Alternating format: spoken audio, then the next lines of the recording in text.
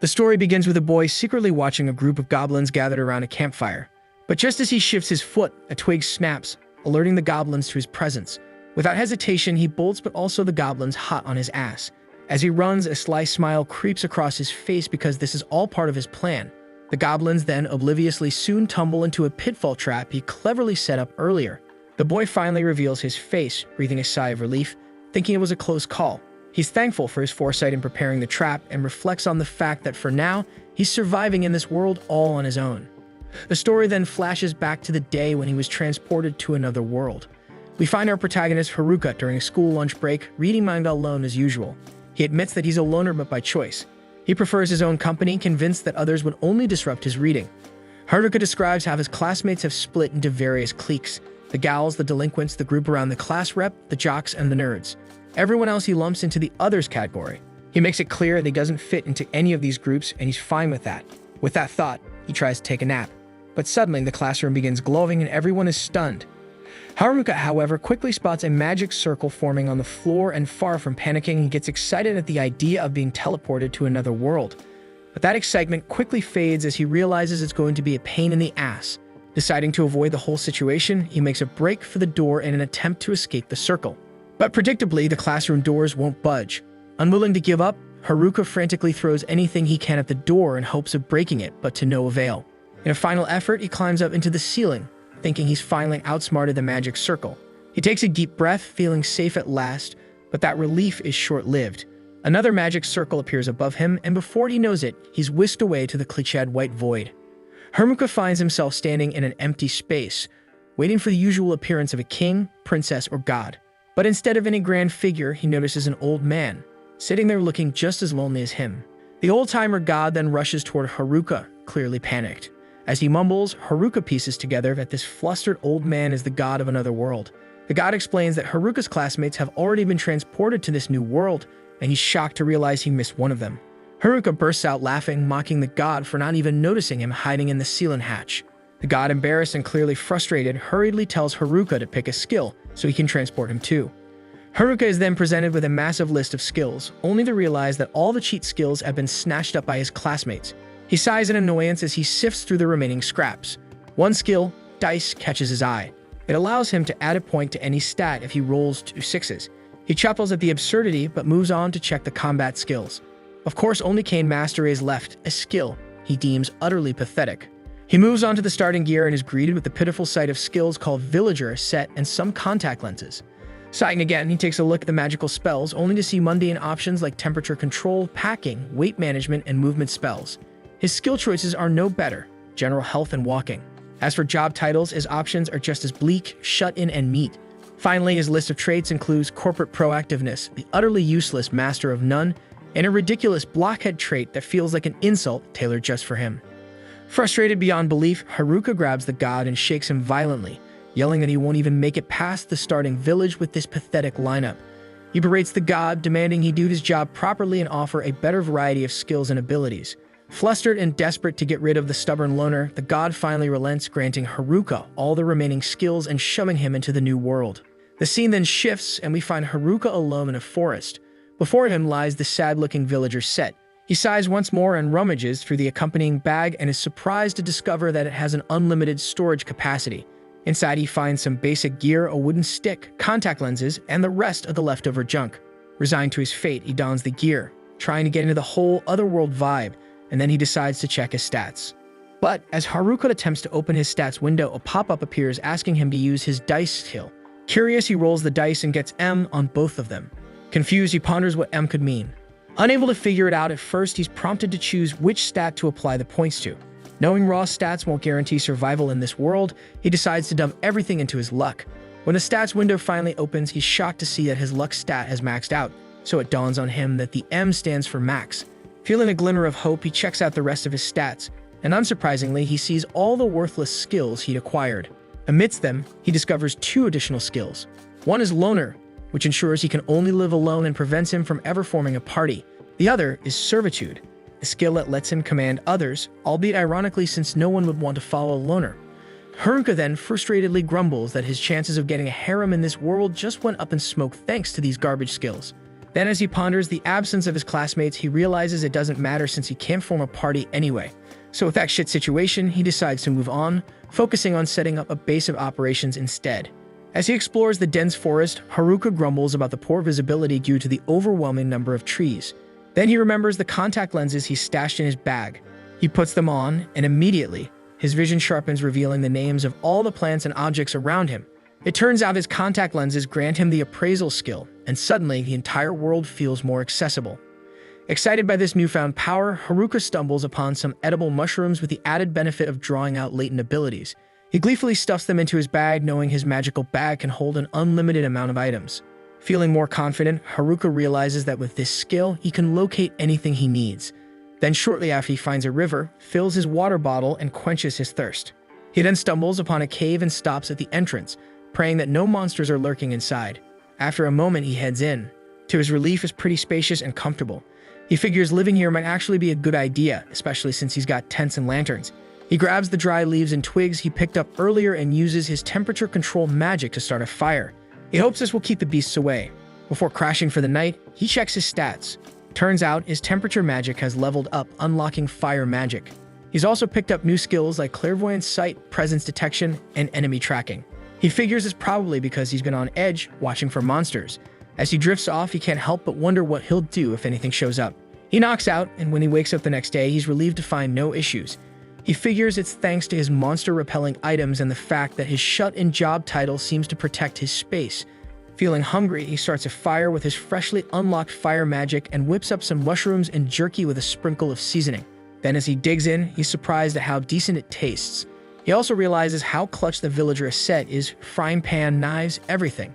While looking over his gear, he starts to question whether Villager A was really just a villager or a survivalist. After his meal, he sits back and starts thinking about what he's going to do next.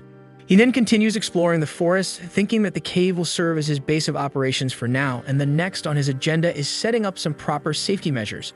Then along the way, he gathers some herbs and more mushrooms, but quickly realizes that monsters are going to be his biggest headache. Just as he thinks that, he senses some presences nearby and he sees it's two goblins. Panic sets in, but then he figures these guys are small fry, though their stats are higher than he expected. Haruka wonders if he stands a chance, but he knows that if he wants to keep exploring, there's no way around this fight. He decides to wrap his cane using his packing ability, which coats objects in magic and gives them various boosts, and surprisingly it works pretty well. With newfound confidence, Haruka resolves to work hard and surpass his classmates who scored cheat skills. He charges at the goblins, his glowing cane in hand, and easily takes down the first one. The second goblin attacks, but its moves are too predictable, and Haruka dodges them without much trouble. And with a quick burst of magic from his cane, he finishes the second one off.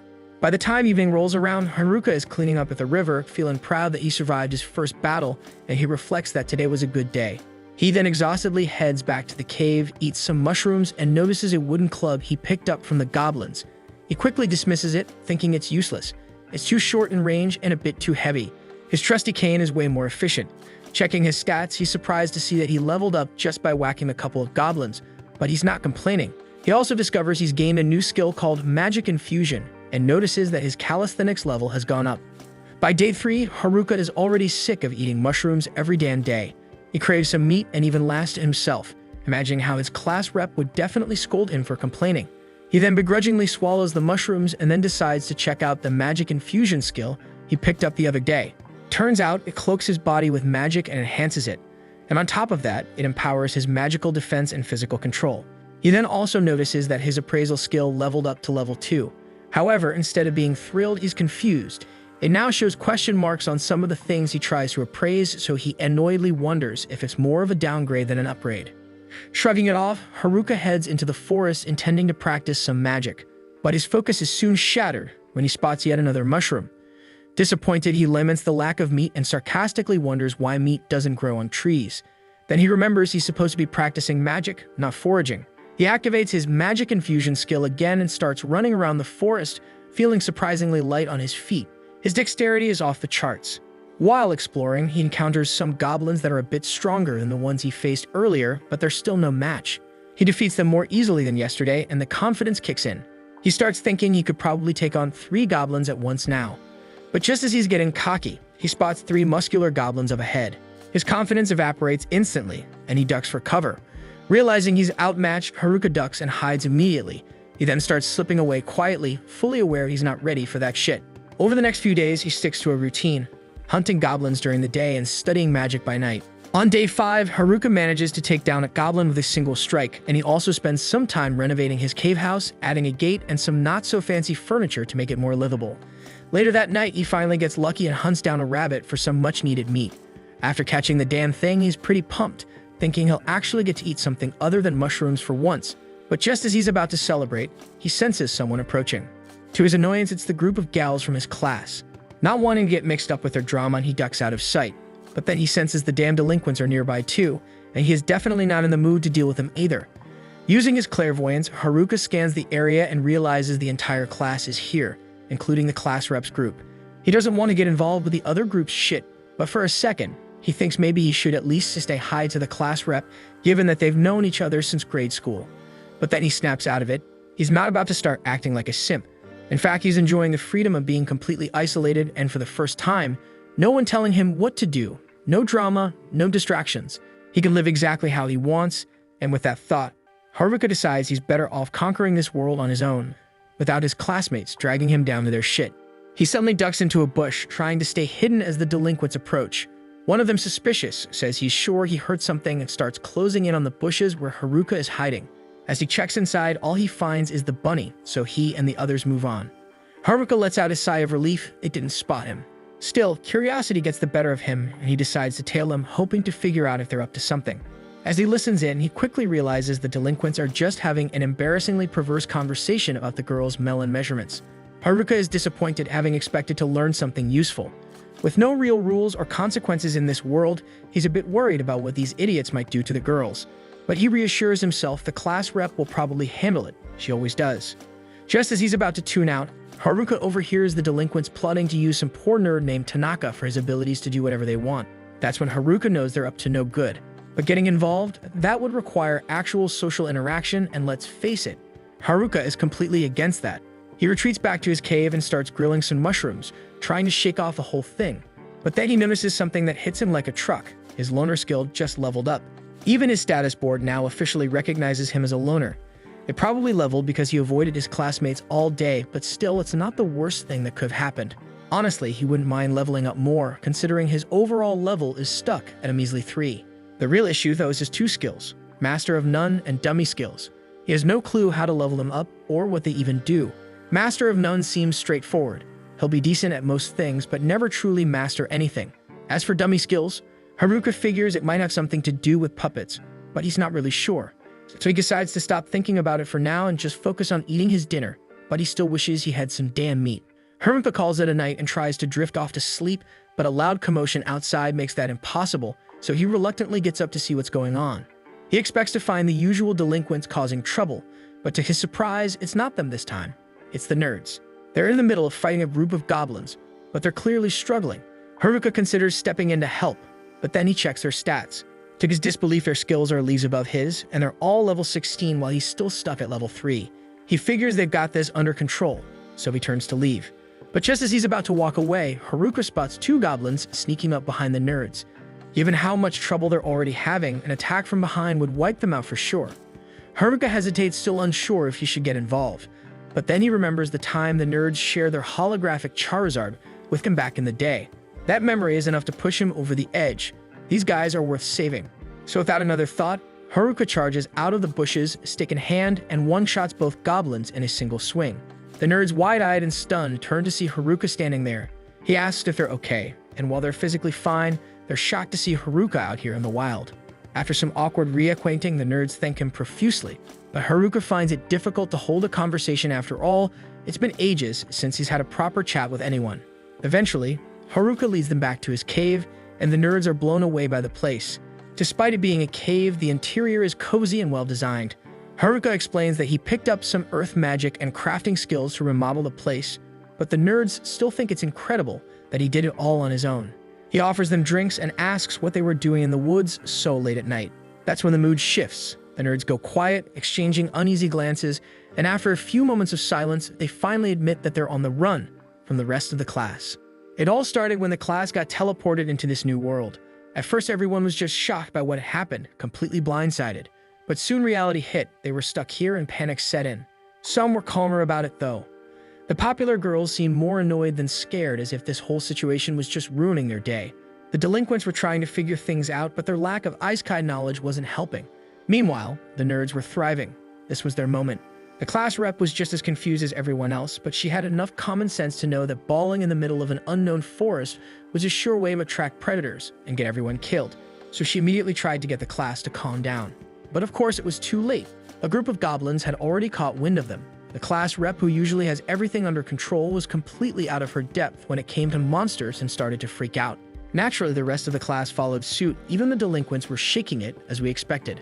The nerds, however, knew someone had to take charge, so they activated their skills and got to work taking down the goblins. Even the gym bros joined in. Before long, the goblins were defeated, but the class still wasn't safe. The class rep, pulling herself together, got everyone's attention and made it clear they needed to find somewhere safe to stay before they got ambushed again. A little while later, they set up camp by the river.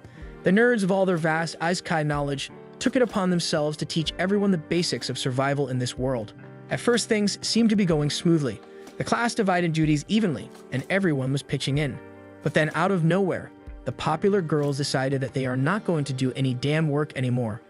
The class rep tried to reason with them, saying all they had to do was help set up the tents, but the girls couldn't be bothered. And of course, since the popular girls weren't doing anything, the delinquents thought, why should we do any shit? And they decided to be lazy too. This left the class rep and the nerds doing all the work, setting up camp, gathering supplies, handling every single task. On top of that, the nerds took on the added responsibility of dealing with all the monsters that kept trying to attack the camp. It was a heavy load, but they knew they had to do it for their own survival too. Back in a white room, the nerds saw two particularly disturbing skills get chosen. One was a charm spell that granted control over people, and the other was a puppeteer skill, which basically did the same thing. The nerds knew one of the delinquents had picked up the puppeteer skill, so they realized they needed to level up fast if they wanted any chance of defending themselves against them. At night, the delinquents would go out hunting monsters too, but only to grind levels so they could unlock their twisted skills. While eavesdropping on them one evening, the nerds overheard something chilling. The delinquents were already planning to use their newfound power to turn the girls into their slaves once they were strong enough. The nerds knew they had to act, so they rushed to warn the class rep. Unfortunately, just a few days later, the delinquents had leveled up enough to start using their skills. Unluckily, the class rep just happened to be nearby, so they set their sights on making her their first victim. But before they could make their move, the nerds jumped them. The delinquents were taken down and their skills were sealed away, making sure they wouldn't be able to hurt anyone. The powerless delinquents were no longer a threat, and as expected, the girls were furious when they learned what had been planned. The delinquents were immediately kicked out of camp. That should have been the end of it, but the delinquents, being the petty jerks they were, decided to take revenge. Later that night, while the nerds were away, the delinquents launched a sneak attack, not to take control, but purely to cause chaos, so they set the entire camp on fire, burning everything to the ground. By the time the nerds got back, they were devastated. Everything they'd worked so hard to build was gone. To make matters worse, the popular girls somehow twisted the situation, blaming the nerds for provoking the delinquents and causing the destruction. Thankfully, the class rep stepped in, reminding everyone that the nerds were the only reason they'd survived this long. While the nerds appreciated her defending them, they had enough. Staying in a camp full of ungrateful people wasn't worth it anymore, and so they decided to leave and go on the run. After hearing the nerds' whole story, Haruka genuinely feels bad for them, so he decides to host a mushroom feast that night. Surprisingly, he finds himself actually enjoying the company, which is a rare thing for him. But the next day, the nerds have to leave. They're planning to head downstream to find a village and start fresh as adventurers. Before they go, they invite Haruka to join them, seeing him as a friend. While Haruka does consider them friends, he declines because he's convinced that his trash skills would only slow them down. Even so, he's a bit uneasy about the situation back at the class camp, mainly because the class rep, the only other person in class he respects, is still there. He decides to check out the camp and see what's going on. On his way, he randomly encounters a kobold. It bites him a few times like a mad dog, but he eventually manages to kill it and continues his journey. By the time night falls, Haruka reaches the riverside where the class camp should have been. But to his surprise, the place is completely deserted. Figuring it must have moved, he uses one of his detection skills to track footprints and follows the trail until he eventually stumbles upon the popular girls. Of all the people in his class, Haruka despises dealing with them the most, so he immediately tries to turn around and head home. But it's too late. They've already started chasing after him. Normally, Haruka would have no problem outrunning them, but he freezes in place when he hears them say the word please. In all the years he's known them, please has never once been in their vocabulary. Something serious must have happened to make them this desperate, so against his better judgment, he decides to hear them out. The first thing they ask is if he knows where the nerds went. Haruka hesitates, suspecting that they just want to berate the nerds some more. But to his surprise, the girls actually want to apologize. They come to realize just how much the nerds were doing for them all along, and they genuinely want to make amends for the way they treated them. But by now, the nerds are long gone, and there's no way the girls could ever catch up to them. For starters, they can't even navigate the woods alone, let alone defend themselves against the monsters lurking about. Haruka asks them how they plan to find the nerds if they can't even handle basic survival, and then he asks them if they even have the resolve to do whatever it takes to apologize. But the girls just break down in tears, knowing they wouldn't last a day out there on their own, so they beg Haruka to teach them how to survive. Haruka, completely blindsided by their sudden desperation, agrees before he can even process what he's saying. And that's when Haruka's subjugate ability kicks in, and without warning, the girls become his subservient followers, so their blank stares are now fixed on him, and that terrifies him. Then whenever Haruka gets into a fight, they jump in to finish off the monsters, and then present the magic crystals to him like eager puppies waiting for approval. Haruka isn't happy with how this is turning out. He didn't sign up for this, and now the whole situation feels wrong. One of the girls has a small injury on her arm, so Haruka feels responsible and hands her a healing potion he made, expecting her to use it on herself, but instead she uses it on him. He's getting increasingly frustrated. Everything they do is only for his benefit now, and he's starting to get sick of it. What's worse, he can't figure out how to undo the subjugate ability, and if he runs into the class rep, how on earth is he going to explain this? Just as he's stressing over how to release the girls from his control, the class rep appears. She tries talking to him, but Haruka is too wrapped up in his thoughts about breaking the servitude to notice her. It's only when she shouts in his ear that he snaps back to reality, realizing she's standing right next to him. Meanwhile, the delinquents are still scheming, planning to carry out their twisted ambitions with the girls, so eventually they decided to deal with anyone who might stand in their way first. Then we see Haruka panicking because he's clueless about what to say to the class rep, and come to think of it, he doesn't even know her name. They have been in the same class since elementary school, and she's always been nice to him, so she can't believe this idiot never bothered to learn her name. A few moments later, the rest of the girls from class show up. Of course, everyone except the popular girls is following the class rep's orders. Speaking of those popular girls, the class rep spots them standing behind Haruka, but they look like they're sharing a single brain cell at the moment, so she figures Haruka must have done something to them. He'd love to say he's innocent, but the ugly truth is, even if he didn't mean to, his skills somehow turned them into his servants, and now he's stuck with this mess. He tries to explain without sounding like the villain, but none of the girls believe him. So Haruka just gives up trying to clear his name and starts to walk off. Too bad for him, the class rep won't let him go that easily, so she forces him to stay while she checks on Shimazaki to see if she's okay. Fortunately for him, a little shaking is all it took to snap her out of it, and Shimazaki reassures the class rep that she's fine, which gives the rep some relief. Haruka, on the other hand, thinks this is his cue to finally leave, but of course the class rep still wants to know how the whole subjugation thing happened in the first place, so she's not letting Haruka go this easy. Then while the girls are chatting, Haruka is left alone by a tree, and since he's got nothing better to do, he decides to practice his magic. He figures he'll try expanding his house once he gets home, so he starts experimenting, trying to figure out how to make a basement, but being Haruka, he messes it up and ends up burying himself in the ground from the neck down. So he stuck like that and sat waiting until the class rep found him. She's completely shocked to see him buried in the dirt, especially since she only asked him to wait a few minutes. But hey, boredom makes people do dumb stuff. She then goes over Haruka's head and pulls him out of the dirt, and once he's free, she apologizes for not trusting him. Apparently, Shimazaki told her that Haruka was just trying to help everyone. Haruka doesn't remember offering to help everyone, but the class rep and the other girls are already thanking him, so he just rolls with it. Then with everything settled, Haruka is ready to head home. But the girls start getting mad because he's about to leave them stranded in the wilderness without offering any help. That's when the class rep catches on. Haruka just mentioned having a home, so she immediately asks him about it, and Haruka casually explains that he had some spare time and just built a house. The class rep is floored because she can't believe this guy managed to build an entire house by himself, while they've been struggling to manage a camp. The other girls are just as impressed, so they huddle together, holding a quick meeting. The class rep asks Haruka how many people his house can accommodate. Haruka, trying to think it through, says it could fit about 200 people, though they have to move some furniture around and maybe drain the indoor pool.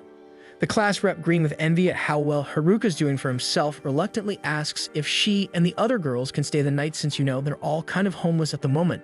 Haruka freaks out internally. It's one thing to let a few guys crash at your place, but this is a whole class full of girls. So the thought of that shit makes him feel hot like hell, but still, he manages to calm himself down. And once he's composed, Haruka leads them all toward his house.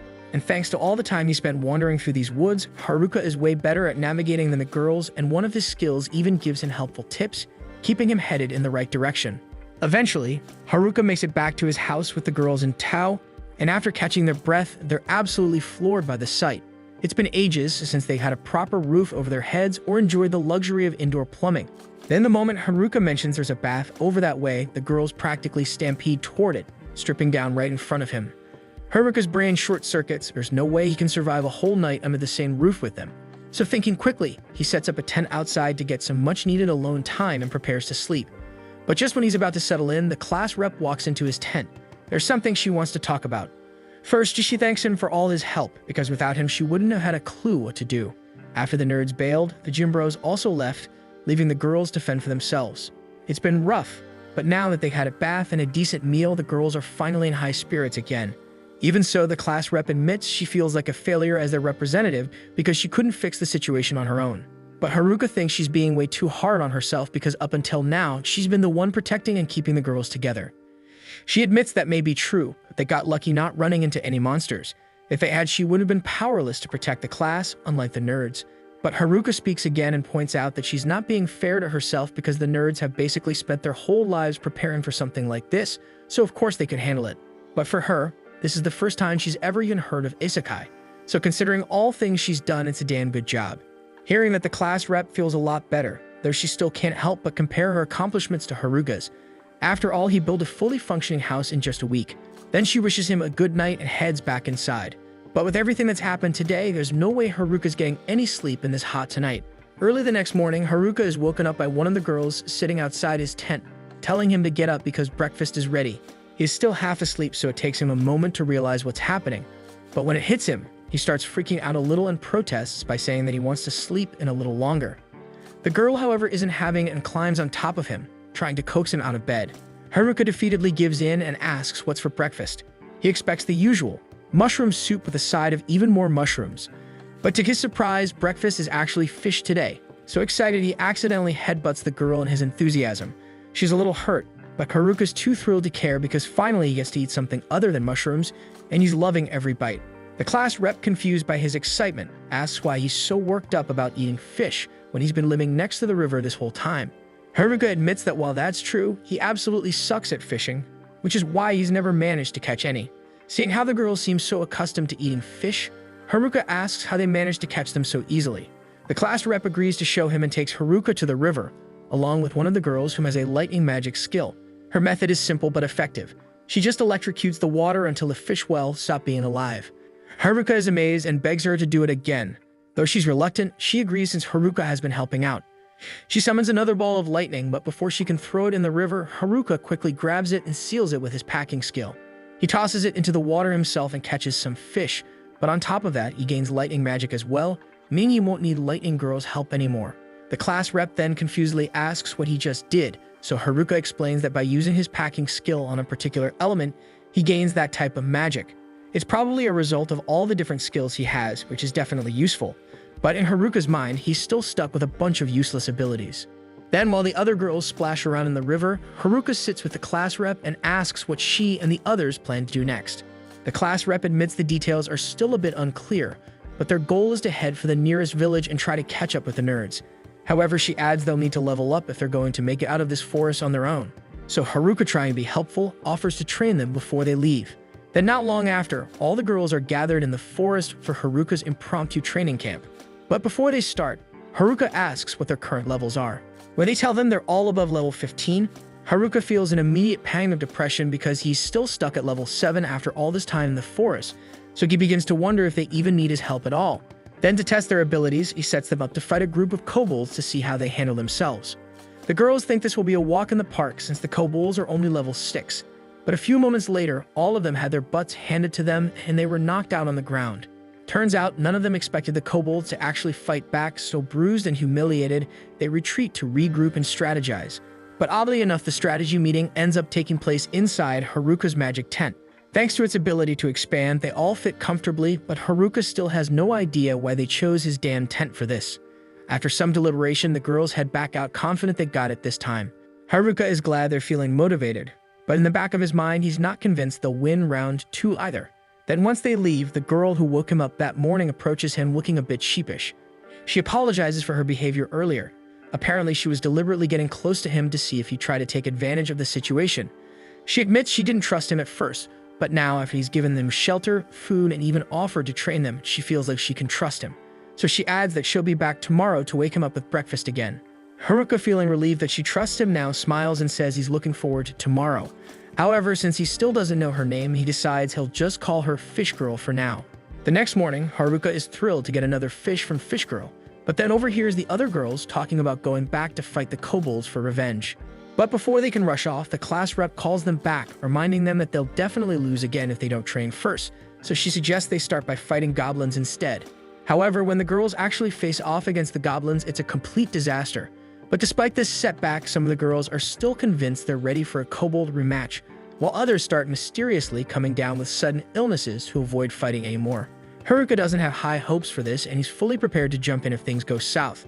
But to his surprise, the girls actually learn from their mistakes with the goblins and manage to work together to defeat the kobolds.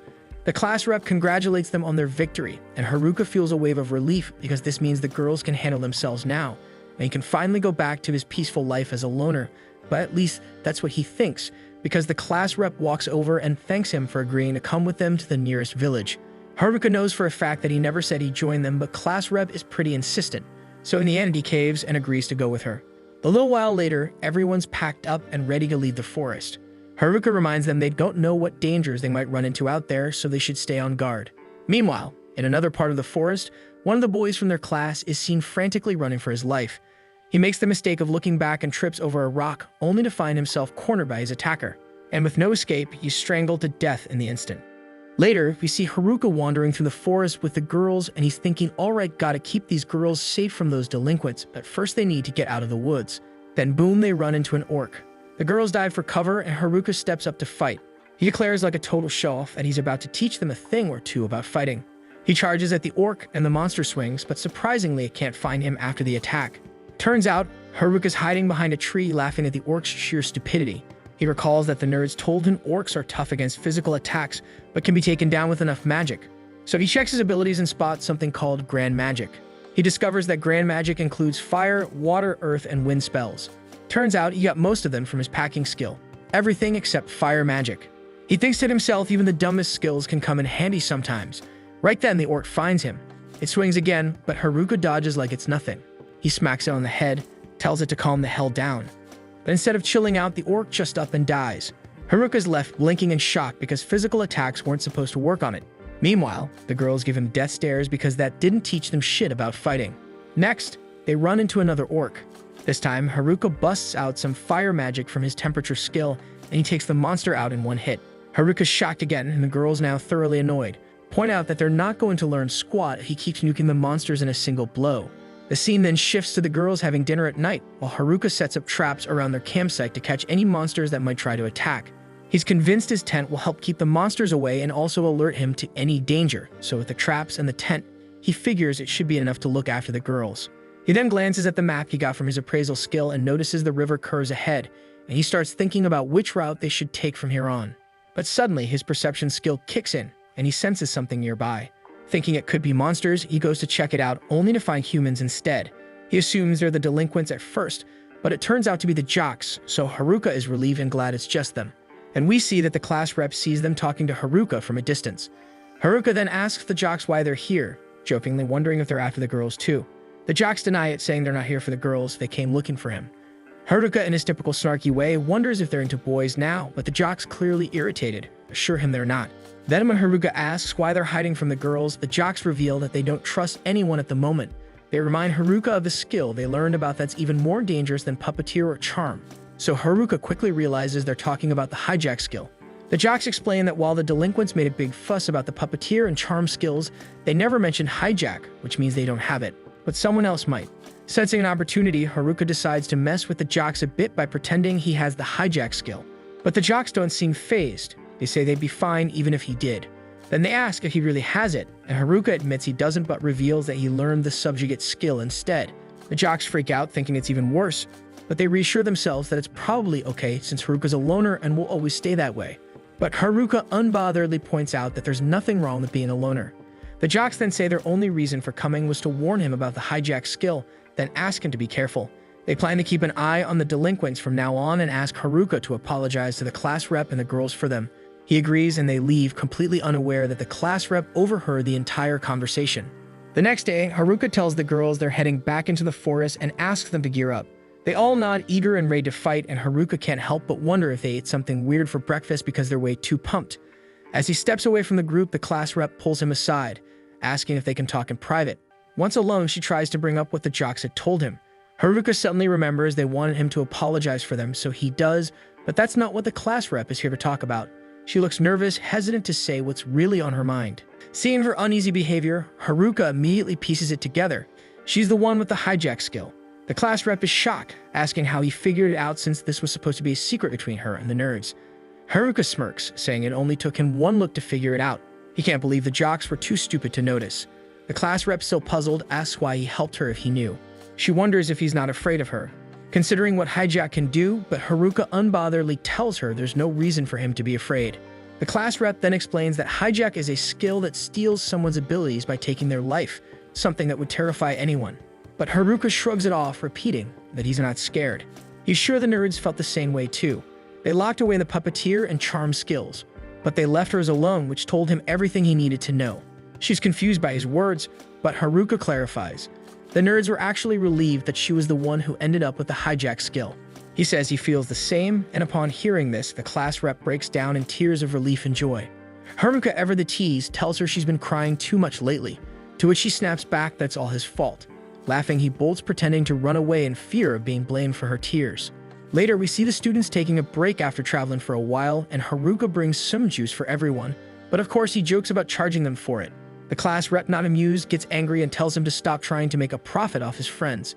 Laughing it off, they all continue their journey. Haruka notes that they're ahead of schedule, but still it looks like they'll be stuck camping again tonight. He spots then a river and thinks it's the perfect opportunity to try something, so he asks the class rep and the others to handle things here while he goes ahead to scout. The class rep offers to go with him, but he tells her to stay put and keep an eye on things, then takes off ahead. After getting some distance away, Haruka uses his magic wrap skill to cloak himself in magic and also uses his weight magic to make himself lighter. With his reduced weight, he starts jumping from one tree to another like some kind of ninja, thinking to himself how handy these skills are.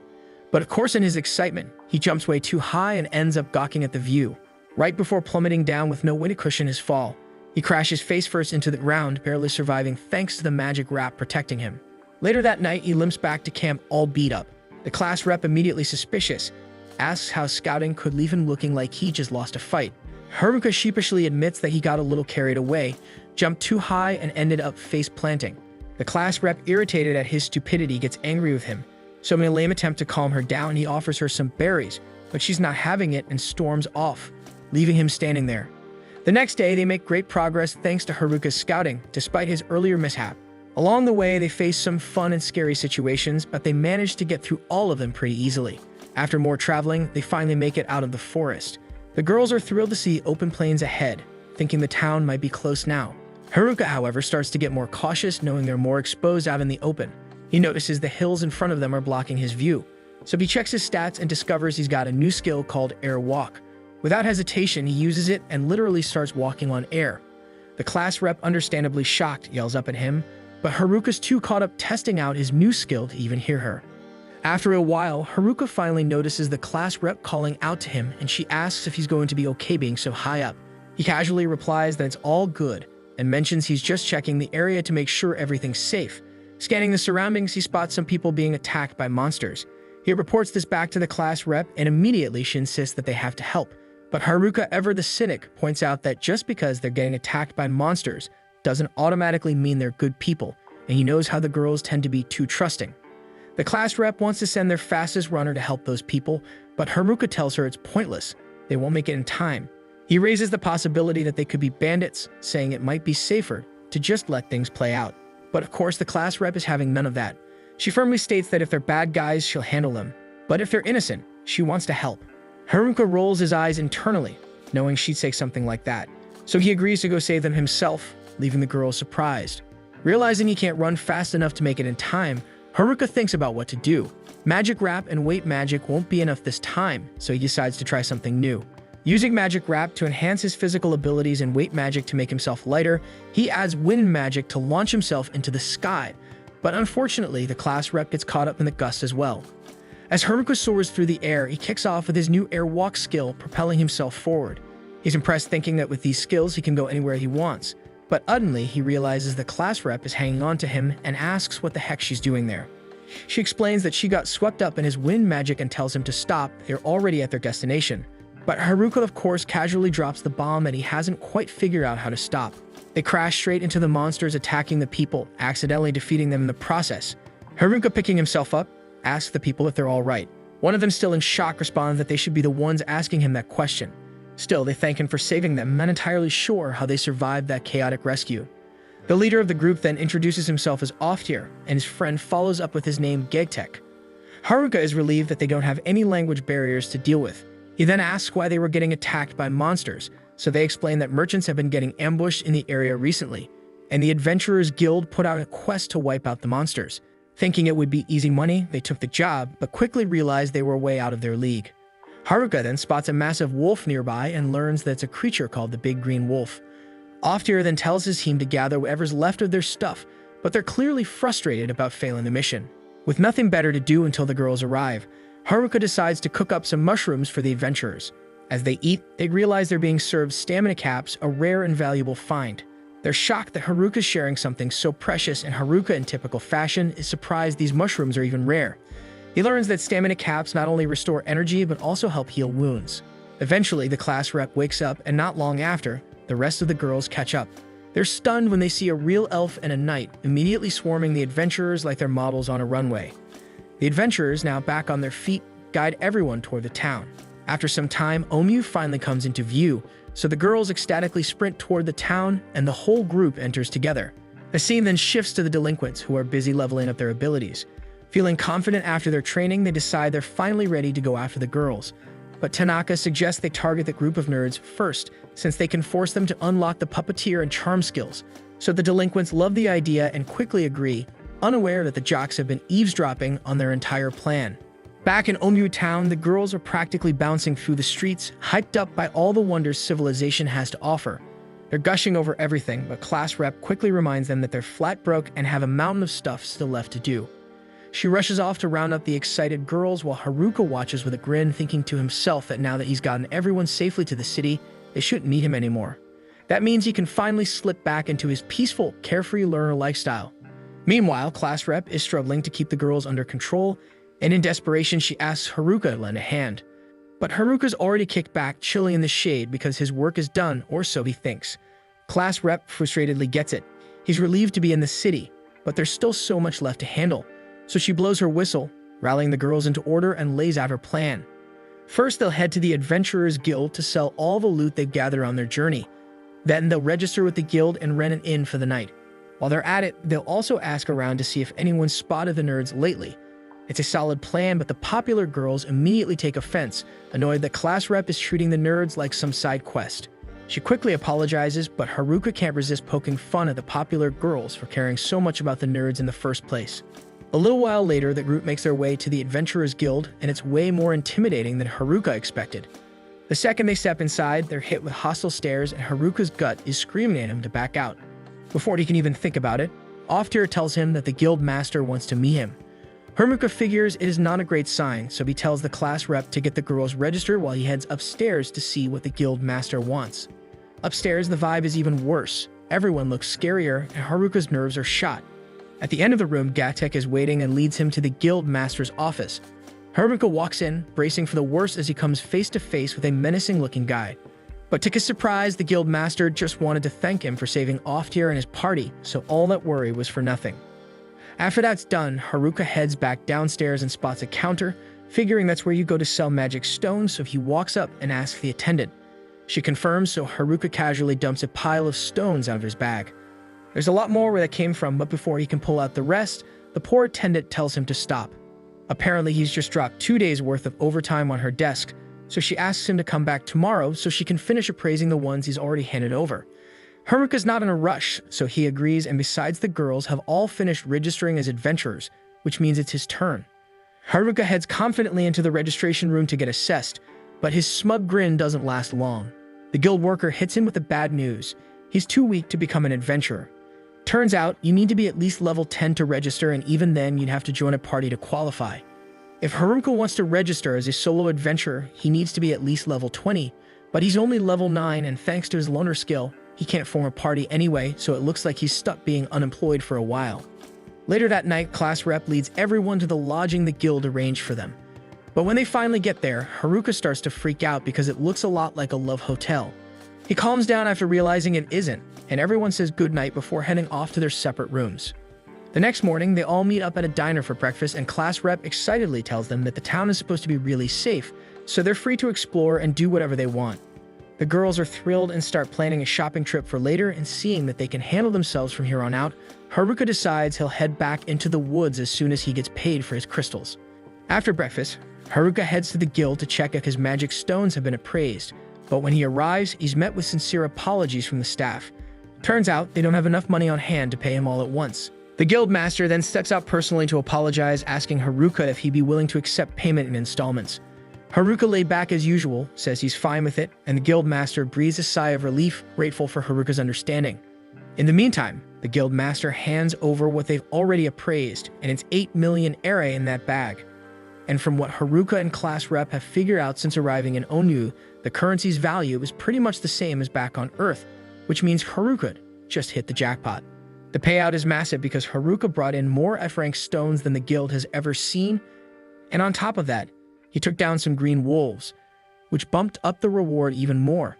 Sitting on a small fortune, Haruka decides to do some shopping before heading back to the forest, so Gatek chimes in, saying he knows a spot Haruka might want to check out. Naturally, Haruka assumes he's being led to an adult establishment, but much to his disappointment, Gatek takes him to a rundown weapon shop instead. The shop specializes in rare gear collected from dungeons, and since Haruka is a bit of an odd case, Gatek figured this would be the perfect place for him to gear up. Sure, the place looks like it might fall apart any second, but Gatek swears the quality is top-notch. Haruka, trusting Gatek's judgment, decides to give it a shot. The equipment might look weird, but the effects they offer are next level, so Haruka ends up spending the entire day browsing and buying as much as he can afford. Just as he's about to wrap up, he spots a necklace that catches his eye. It looks pretty decent, but when he uses his appraisal skill, the only description he gets is Fits 7. It's the same cryptic message he got when appraising his villager set earlier, so he curiously asks the shopkeeper if he knows what Fits 7 is supposed to mean. The shopkeeper explains that the necklace allows the wearer to combine the effects of up to 7 different items and use them all at once, so Haruka's eyes light up because this sounds incredibly useful. If the effect also applies to his villager set, it means he can stack even more effects onto his gear. He's about to start sorting through items for the best combinations, but right then, class rep bursts in, yelling at him for staying out so late. Haruka, realizing he's been here for hours, admits he still has a lot more he wants to try out. As he's holding one of the items, it suddenly reacts, and before he can process what's happening, all the items in front of him fuse into one. The shopkeeper, understandably furious, reminds Haruka he hasn't paid for any of it yet, and all that gear had cost him well over 10 million ere to acquire. Haruka starts panicking, knowing he doesn't have that kind of money, so Gatek steps in, pleading with the shopkeeper to accept Haruka's 8 million as a compromise. The next day, Haruka is sulking because he blew all his cash and is now flat broke. He'd love to head out and gather more crystals, but the problem is, you're not allowed to leave town to hunt monsters unless you're a registered adventurer. And of course, he's already tried sneaking out with some of the girls, but class rep caught him and gave him another earful. Now he's come up with a perfect plan to escape unnoticed. His villager cloak got combined with an invisibility cloak, so he figures this is his ticket to slip out of the city without anyone realizing. He sneaks past class rep and the girls, feeling a bit guilty for not saying goodbye, but he knows she'd definitely stop him if she found out. Haruka manages to sneak out of the lodging successfully, but once he's outside, he makes the classic mistake of taking off his invisibility cloak, thinking he's in the clear. So as he tries to jump over the wall, a couple of the girls who are hanging around outside spot him. So Haruka gets panicky and loses his footing, and in a moment of pure bad luck, he slams his family future against the wall. He crashes to the ground, groaning, and yells at the girls for scaring him like that. They just look at him confused and say that they were only asking where he was going and why he was jumping the wall in the first place. Recognizing them as part of the athletic group, Haruka quickly notices one of them is missing. Using his perception skill, he locates her, and to his horror, sees that she's about to strip naked right in the middle of the street. So Haruka, along with the athletic girls, rush over to stop her, and thankfully they manage to intervene before she's fully undressed, but by then Haruka's grand escape plans have been completely wrecked. The next day, all the girls are preparing to head out to complete a quest for the guild. Haruka, still determined to tag along, asks if they'll let him join, but class rep immediately shuts him down because she doesn't trust him anymore after his little stunt trying to ditch them the day before. She then assures him they'll be back soon, and Haruka nods, saying he'll wait. But the moment class rep and the others leave, Haruka's grin returns because he has no intention of sitting around. He's learned from yesterday's mess, so this time he keeps his cloak on until he's safely outside the city gates, and once he's in the clear, he takes it off. Now he's officially out of the city, with nothing standing between him and his cozy house in the forest. But as Haruka is running, he notices a bunch of destroyed buildings off in the distance. Normally this would scream side quest, but Haruka couldn't care less because he just wants to get back to his house, so he completely ignores it. He also spots a horde of goblins, and it's a perfect opportunity for some quick experience points if he kills them.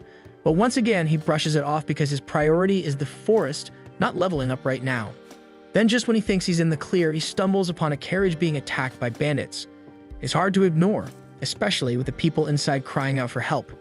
Haruka debates for a second, but ultimately decides to keep moving because this isn't his problem.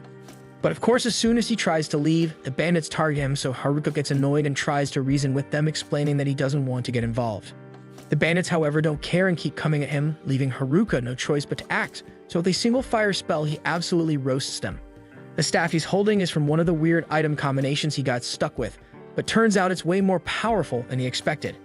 As the bandits struggle back to their feet, Haruka, still trying to avoid unnecessary drama, warns them to leave him alone if they know what's good for them. The bandits, impressed by his magic, assume that's his only strength and decide to rush him in close combat. But it's a big mistake because Haruka takes them down effortlessly, knocking each one out with a single strike. The bandits are shocked because they can't believe they're getting wrecked by one kid, so they are desperate for answers and ask him what his job is. That question hits a nerve because Haruka's still unemployed and it stings. The then bandits check his status, trying to figure out what they're up against. But when they see he's only level 9, they get cocky again, convinced they can beat him if they use their weapon skills. Weapon skills only unlock at level 20, so Haruka doesn't have any, and from what he knows, weapon skills are really dangerous, so he starts to feel a little nervous. The then bandits start using their weapon skills, and while they're definitely dangerous, they keep shouting out their attacks before they strike. So Haruka is unimpressed and easily dodges every single one of their moves until they all collapse from exhaustion. But just when he thinks it's over, he notices a girl approaching him from behind, and he groans internally because this has unskippable side quest written all over it. The girl introduces herself as Marielle from a noble family, and she wants to thank Haruka for helping her.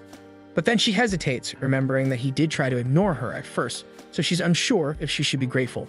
Still, despite his reluctance, she appreciates that he eventually stepped in to help, and she has a favor to ask. Her father is the lord of a nearby city, and she's hoping Haruka will accompany her back, since she's worried about her safety. Haruka isn't interested at first, but the mention of reward piques his interest, so he reluctantly agrees to escort her. As they travel, Marielle makes small talk, asking where he was coming from when they met. This prompts Haruka to launch into a rant about the awful city he just left. He complains about how the guild didn't have enough money to pay him, refused to register him as an adventurer, and how the city wouldn't even let him leave without a permit. As Haruka vents, Marielle's eyes widen because she realizes he's talking about Onmyu, the very city her father runs. So she starts crying, devastated by how little Haruka thinks of her home.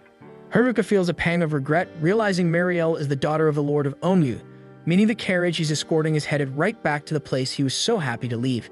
So now he deeply regrets agreeing to this little side quest. Meanwhile, back in the forest, tensions are running high as the gym bros square off against the delinquents because the gym bros aren't about to let the delinquents hurt any of the girls, while the delinquent leader has no qualms about killing them if necessary. But just as the leader raises his sword to strike, he's abruptly stabbed through the back.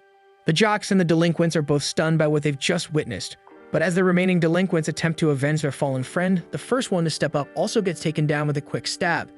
The last two then decide to attack together, hoping to even the odds, but the unknown attacker is just as quick to handle them. The jocks are now fully aware they're outclassed, so they try to run, but the assailant is faster, appearing in front of them with a menacingly slow advance. Meanwhile, Haruka has just been dragged back to town by Marielle, and let's just say, he's not thrilled. He didn't want to come, but Marielle started tearing up, so he went along just to keep the peace. When they reach the Lord's house, Marielle leaves him alone for a moment, and he glances around. Sure, it's a fancy place, but it has nothing to do with him, so he heads straight for the door to leave. But before he makes his exit, Mariel comes back upset he's trying to bail on her after she specifically asked him to wait while she changed.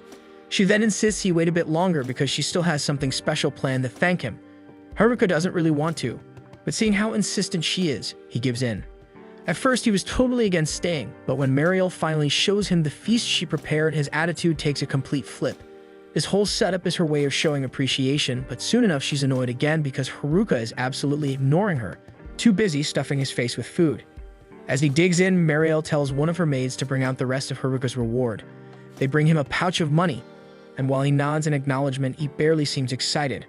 For a bonus, Mariel even noticed Haruka wasn't registered in the city, so she went ahead and bought a custom ID card made for him, giving him free reign to enter and leave as he pleases. It's a thoughtful gift, but Haruka, now totally lost in his dessert, is barely paying attention at this point. The next day, class rep and the rest of the girls immediately start grilling Haruka about what happened last night.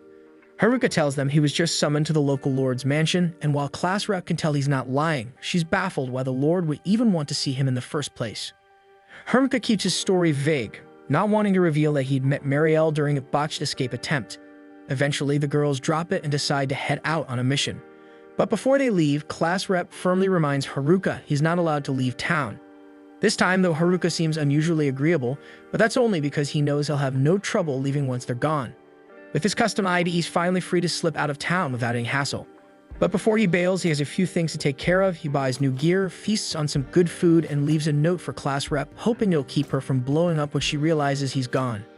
In the note, he says he's heading back to the forest to check on the jocks. It's mostly just an excuse, but he is actually a bit worried about those muscleheads. After showing his ID, he's cleared to leave town, and this time he's determined not to get sidetracked by any annoying detours. Before long, he's back in the woods, and he's relieved to see everything just as he left it. Eager to get home, he lets his guard down for a moment, and that's when an orc tries to sneak up and bash him over the head. Luckily, Haruka's stats are way too high for an attack like that to do anything, so he squats the orc down with a single hit from his staff. He's puzzled, though, since orcs don't usually roam this part of the forest. Even stranger, he finds a fresh human blood trail nearby, and since he knows the nerds are too strong to lose to anything in these woods, he figures it must belong to one of the jocks. He begins tracking the blood trail and eventually finds the jocks bloody and beaten sprawled under a tree. At first he thinks they're dead, but as he gets closer he notices they're still breathing. So without any hesitation he dumps every healing potion in his inventory over them until they finally regain consciousness. The jocks begin explaining what happened. And while Haruka had assumed they were ambushed by the delinquents, he's shocked to learn all the delinquents are actually dead. Haruka quickly asks if the nerds were attacked too, but the jocks have no idea. They don't think so, since the nerds left the forest ages ago. They can see Haruka's intent to hunt down whoever did this, so they warn him. Tanaka is insanely powerful now. They barely lasted seconds against him, and to make things worse, he took all their overpowered weapons, making him even deadlier. They suspect Tanaka has been planning this from the moment their class got transported here, and they're not sure he can be stopped. But they're pretty certain about one thing, his next target. Among all the remaining students, they think Tanaka's most likely going after class rep since she has the hijack skill. Haruka realizes it's possible Tanaka would want her for her unique ability, but only class rep, the nerds, and he himself knew about it, so he can't help but wonder how Tanaka got his hands on that information. The jocks were able to piece it together because Tanaka kept pestering them for class rep's location. When they couldn't tell him what he wanted, he beat them within an inch of their lives. They didn't want to lead him to her, so instead they dragged themselves to Haruka's area, hoping he'd find them before they bled out. Now with Haruka's strength, they feel confident they can win if they all fight together. But Haruka isn't so sure he even wants to get wrapped up in a battle like this. He came here to avoid all side quests, yet if class rep is in danger, he's got no choice but to step up. Still, he makes it crystal clear to the jocks. This is a fight he's handling alone. The jocks try to talk him out of it, pointing out how risky it is to go solo against someone as powerful as Tanaka. But when they see the steely look in Haruka's eyes, they realize there's no changing his mind, so they reluctantly agree to let him go alone. Haruka tells them to head into town and catch up with the other girls, and while they're at it, they really ought to apologize to class rep for ditching the group earlier. As the jocks walk away, Haruka considers that having them fight alongside him might have helped. But he knows the risk is too high. If Tanaka overpowers them, no one would be left to protect the girls. So the safest option is for him to tackle this alone, making sure he's fully prepared for the clash with Tanaka. Meanwhile, back at the village, class rep is beside herself with worry after realizing Haruka has left the city. The other girls reassure her, promising that he'll definitely return. Back in the forest, Haruka thinks through his game plan against Tanaka because the jocks warned him that Tanaka's weapon skills are unbelievably powerful. Even the no-name bandits had terrifying moves, but Haruka discovered one thing: once a weapon skill animation starts, it can't be stopped. If Tanaka attempts one, Haruka is determined to exploit that split-second opening. But to pull it off, he'll need a new skill, which means he'll have to level up. Just then, he notices a horde of goblins lured in by the jock's blood. They're high level, so he takes them down for experience, but it's still not enough to level up, so he frustratedly mutters that he'd need something tougher for real progress.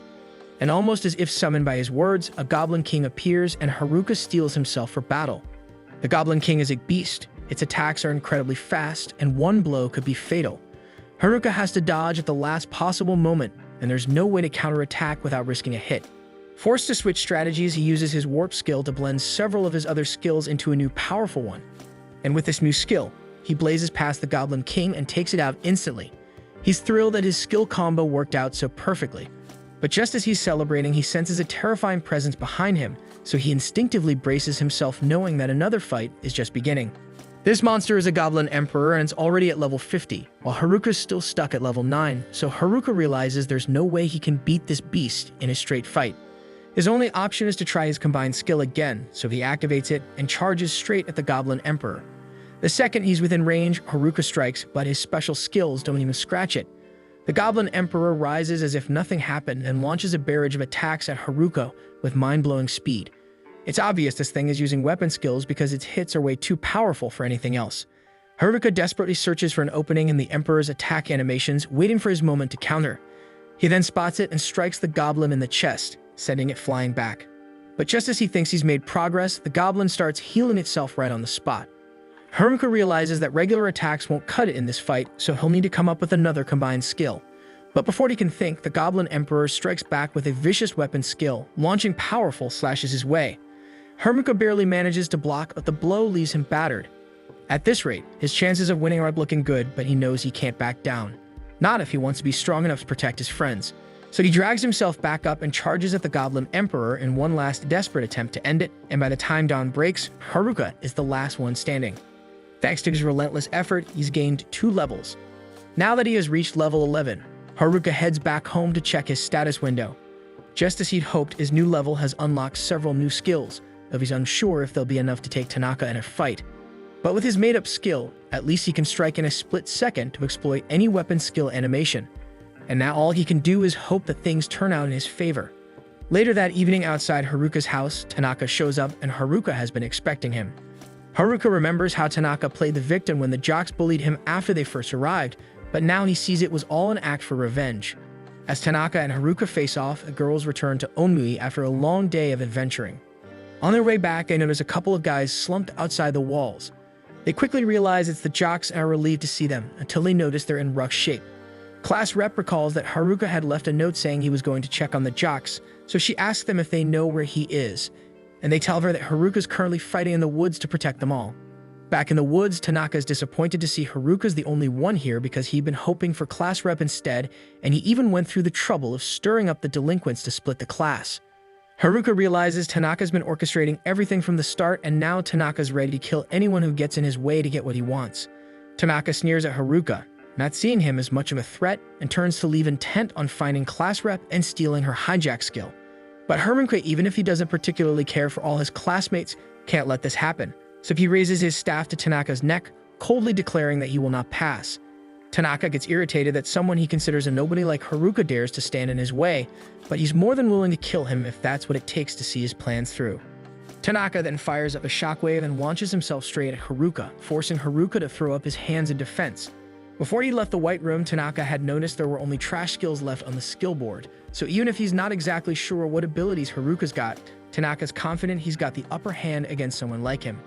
Tanaka then uses his magic to summon and hurls several rocks at Haruka, but just as Haruka tries to defend himself again, Tanaka activates a metal skill to mess with his movements, freezing him in place for a split second, leaving him barely able to dodge out of the way before the rocks nearly crush him. Even though Haruka regains his mobility, he's way slower than usual thanks to Tanaka's skill. Tanaka's all set to exploit this weakness, so he starts spawning crystal spikes beneath Haruka's feet. Haruka manages to dodge the spikes by jumping from side to side, but it's obvious he won't be able to keep this up much longer. Tanaka gives him credit for lasting this long, but before finishing him off, he has one burning question. He demands to know when Haruka first started suspecting he was up to something shady, and Haruka reveals he'd been wary from the start because there had to be some reason why Tanaka was hanging around the delinquents back then. Tanaka is impressed by Haruka's instincts, but Haruka's got a question of his own. He wants to know when Tanaka started plotting his underhanded scheme. Tanaka, proud and unfazed, declares he's been planning this from the very beginning. Sure, he admits it was a setback when class rep snagged the hijack skill instead of him. But once he got his metal skill, the one that lets him mess with others' movements, he knew he could still come out on top if he played his cards right. But just then, Tanaka conjures magical roots that shoot up and bind Haruka to the ground, and with Haruka immobilized, Tanaka hurls a massive fireball, intending to reduce him to ash. Tanaka's convinced this should be enough to end Haruka, but to his shock, Haruka absorbs the magic and emerges unscathed. Haruka wasn't even sure that trick would work when he tried it, but he's thrilled that his magic-absorbing vine fused into his staff came through. Then, while Tanaka stands there frozen in surprise, Haruka seizes the moment, charging at him. But just before Haruka can land a critical blow, Tanaka summons a sword and blocks the attack. Sure, he's surprised Haruka absorbed his fire magic, but magic isn't his only weapon. And he actually has so many weapons he can barely decide which one he'll use to kill Haruka. Deciding to have some fun, he plans to use them all, aiming to shred Haruka to pieces as he charges in for another attack. Haruka defends himself as best as he can, but with Tanaka switching up attack patterns and weapon types, it's impossible to keep up, so eventually Haruka slips, leaving him open to a brutal strike that sends him sprawling into a cluster of bushes. And by the time he scrambles to his feet, Tanaka lands a vicious slash that sends him skidding across the forest floor. Haruka survives the blow. He's winded and struggling to stand. Tanaka soon approaches, standing over him with a smug grin. Haruka hates to admit it, but he might actually be in serious trouble. Tanaka's barrage of attack patterns combined with a range of skills is overwhelming, so Haruka starts piecing things together, and he figures that Tanaka must have copied all their classmates' abilities with a copycat skill. Tanaka is amused that Haruka figured it out so fast, but when he confirms it, Haruka realizes that Tanaka is after class rep next because he wants her hijack skill to steal every original skill, and with all those overpowered abilities, he'll become unstoppable. Tanaka doesn't give him another moment to think, and he swings his scythe this time, knocking Haruka back with the sheer force of his strike. Haruka can barely hold on and decides to launch his own desperate attack to catch Tanaka off guard. But as he strikes, he realizes too late that Tanaka had tricked him with illusion magic. Then after realizing that nothing he tries is working, Haruka appears to give up, standing still as Tanaka charges at him with a sword. But at the last moment, he sidesteps with a smirk and whispers in Tanaka's ear that he's figured out his secret. And from that moment on, Tanaka finds himself struggling to land a single hit on Haruka. So Haruka explains that he was letting Tanaka unleash everything in his arsenal to discover a weakness. And while dodging each strike, he noticed that Tanaka never used the same skill more than twice, and from that, he deduced there must be a limit to how many times Tanaka can use each copied skill. So if Haruka can keep dodging, Tanaka will eventually run out of skills. Tanaka feels a wave of panic, realizing Haruka has exposed his biggest weakness, but still he's convinced he can finish Haruka off before his skill reserve runs dry. So he lunges again, but Haruka is now quick enough to leap over him and counterattack. Haruka has adapted to Tanaka's speed, and no matter how many new attacks he tries, Haruka isn't caught off guard anymore. Then Haruka seizes his chance, charging in for the finishing blow. But just before he can strike, Tanaka fires a laser beam, forcing Haruka to pull back. Even with his secret exposed, Tanaka is still a powerful foe, and he's not to be underestimated. Tanaka's breathing grows heavy as exhaustion starts to show, yet he stands tall, shouting that he'll never let himself be defeated by someone like Haruka. Though he's at a disadvantage, he's got one last trick up his sleeve. He darts wildly around the forest, moving unpredictably to confuse Haruka, who struggles to keep up. And by the time Haruka finally realizes what Tanaka is planning, it's too late because Tanaka has already activated his death skill. And as it takes effect, Haruka collapses to the ground and Tanaka stands over him, laughing victoriously that he has finally won the battle.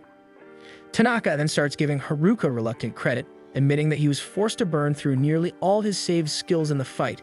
But he sneers, saying it doesn't matter because once he kills off the remaining classmates and claims the hijack skill, he'll have all the permanent abilities he wants. He then kicks Haruka's head for good measure and turns to walk away. But as he's leaving, Haruka calls after him, calmly pointing out that it's pretty rude to step on someone's head without an apology. Tanaka stops in his tracks, stunned that Haruka is even alive since the death skill has a 100% success rate on anyone above level 11. But Haruka explains he has a skill that grants him resistance to negative status effects. Plus, his luck stat is maxed out thanks to rolling double M's when he first arrived, and that luck likely countered the death skill. And for falling to the ground, it was just for the dramatic effect because he thought it'd be funny. Tanaka can't see the funny side in that shit show and demands to know how Haruka can even move at all, considering he used his metal skill to lock Haruka's movements from the beginning of the battle. Haruka admits the metal skill is a real pain in the ass, and technically he hasn't been able to move his body. Instead, he's been using his puppet skill to control himself from the outside the entire time, and he proudly declares that it may seem all the skills Haruka acquired are trash to anyone, but with him, it will become unstoppable. Frustrated and refusing to believe he's losing to someone with junk skills, Tanaka lunges at Haruka and starts slashing wildly. But Haruka, unfazed, deflects each blow with ease and warns Tanaka he'll run out of skills if he keeps it up. Ignoring the warning, Tanaka goes for a desperate overhead slash, but as expected, Haruka emerges completely unharmed, and then he calmly tells him that his reign of terror is over. Tanaka can't understand how it's possible for him to lose, especially after perfectly calculating everything to ensure his victory. In his mind, 1 + 1 should always equal 2, meaning Haruka should never have been able to grow this powerful. Haruka just laughs, pointing out that Tanaka's rigid way of thinking is naive, and sure, the rules of math made sense back on Earth, but here the laws of physics don't apply. Then with a flashback, we see that Tanaka had always been the genius back in school, be endlessly bored out of his mind and surrounded by what he saw as his dim-witted classmates. He always longed for something to break the monotony, and his wish was granted when their class got summoned to this new world. Then the moment he saw the skill board, he ran his calculations, quickly deciding that the most thrilling path was to kill off all of his classmates and steal their skills for himself. And no matter how psychopathic that made him sound, he wasn't about to let a nobody like Haruka derail his grand plan. Tanaka then keeps attacking with what's left of his skills, but Haruka can tell he's running low on options, so he readies himself to take advantage of that and deliver the final blow. But just as he's about to strike, he's stabbed from behind, and with a grin, Tanaka reveals that he can control weapons remotely as well. And with Haruka bleeding, and on his knees, Tanaka begins slashing at him, claiming victory is finally within reach. But then in an unexpected twist, Haruka shit slaps him with his staff, knocking Tanaka back. All of Tanaka's elaborate plans and calculations couldn't save him here, and of course his copy skill might be overpowered, but it made him overconfident, so he never had to learn adaptability like Haruka did, and that's why he's going to lose. Then in a desperate move, Tanaka attempts to stab Haruka with his sword skill, but Haruka anticipates it and counters with a made-up skill of his own, fatally wounding Tanaka, who collapses lifelessly. Despite Haruka's victory, he's badly wounded, so as the adrenaline fades, the full force of his injuries hits him, leaving him drained and on the verge of passing out. But just before he crumples to the ground, he's caught by the nerds. Haruka is relieved to see them, so he can't help but joke that it wouldn't have been nice if they'd shown up a bit sooner to help. They may have missed the battle, but at least now they're here to get him back on his feet. Haruka's grateful for the help, though he's curious how they even knew he was out here. They explain that class rep found them right as they were leaving the dungeon and told them about Haruka's battle, so they couldn't just stand by and let him handle it alone, and without hesitation they headed into the woods to back him up. In the end, they all make it back to the city, where the girls are waiting by the gate to greet Haruka. They're visibly worried and announce that they prepared a feast in his honor. Haruka, though, feels awkward under all the attention. Then the leader of the gym bros approaches, and in true bro fashion, he doesn't need words, just a solid dap to celebrate Haruka's victory. With that done, the girls suggest they all head back to the inn, as the baths are ready and everyone could use a good scrub down, but Haruka doesn't get much choice as they drag him along. Meanwhile, the popular girls stay behind to apologize to the nerds, and it's a surprise since the nerds never expected these girls to show humility. The popular girls admit they were wrong for how they treated the nerds and genuinely thank them for all they did for the group. Then we see that with everyone making amends, Haruka feels that all the loose ends have been nicely tied up, and he starts to feel like there's no reason for him to stick around, so he starts quietly slipping away to return to his peaceful life in the woods. But before he can escape, class rep catches him in the act and furiously demands to know where he thinks he's going, reminding him of how worried she was he might not make it back, and now that he's finally here, he's trying to sneak off again. Haruka sheepishly apologizes, and class rep relents, saying it's fine as long as he doesn't try to vanish on them again. Besides, this time all the girls will be keeping an eye on him, so there's no way in hell he's getting away that easily. The next day, Haruka wakes up after a bizarre dream and drags himself downstairs, where he's greeted by the nerd squad.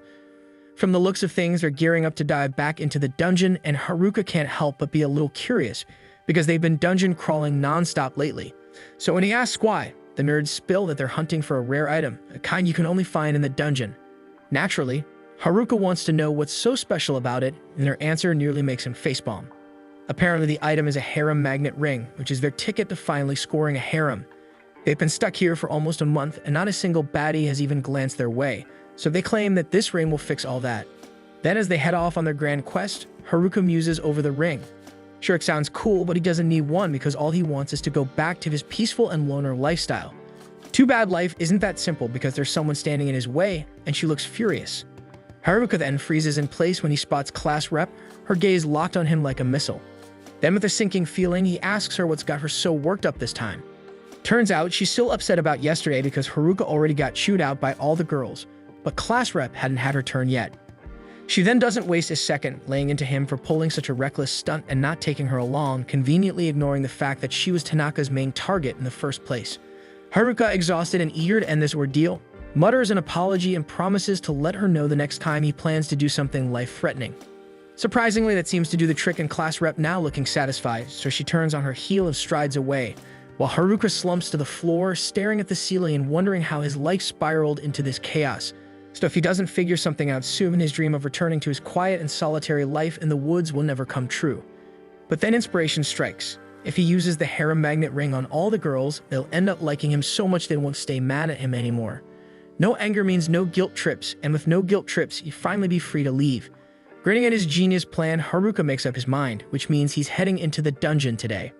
Meanwhile, over at the Lord's mansion, Marielle is feeling a bit anxious because her father's been working himself to the bone lately, and she's worried it's taking a toll. So she tries persuading him to take a breather with a soothing cup of tea, but he's too wound up to relax because there are reports of monster sightings are cropping up all over the region, causing merchants to steer clear of the town.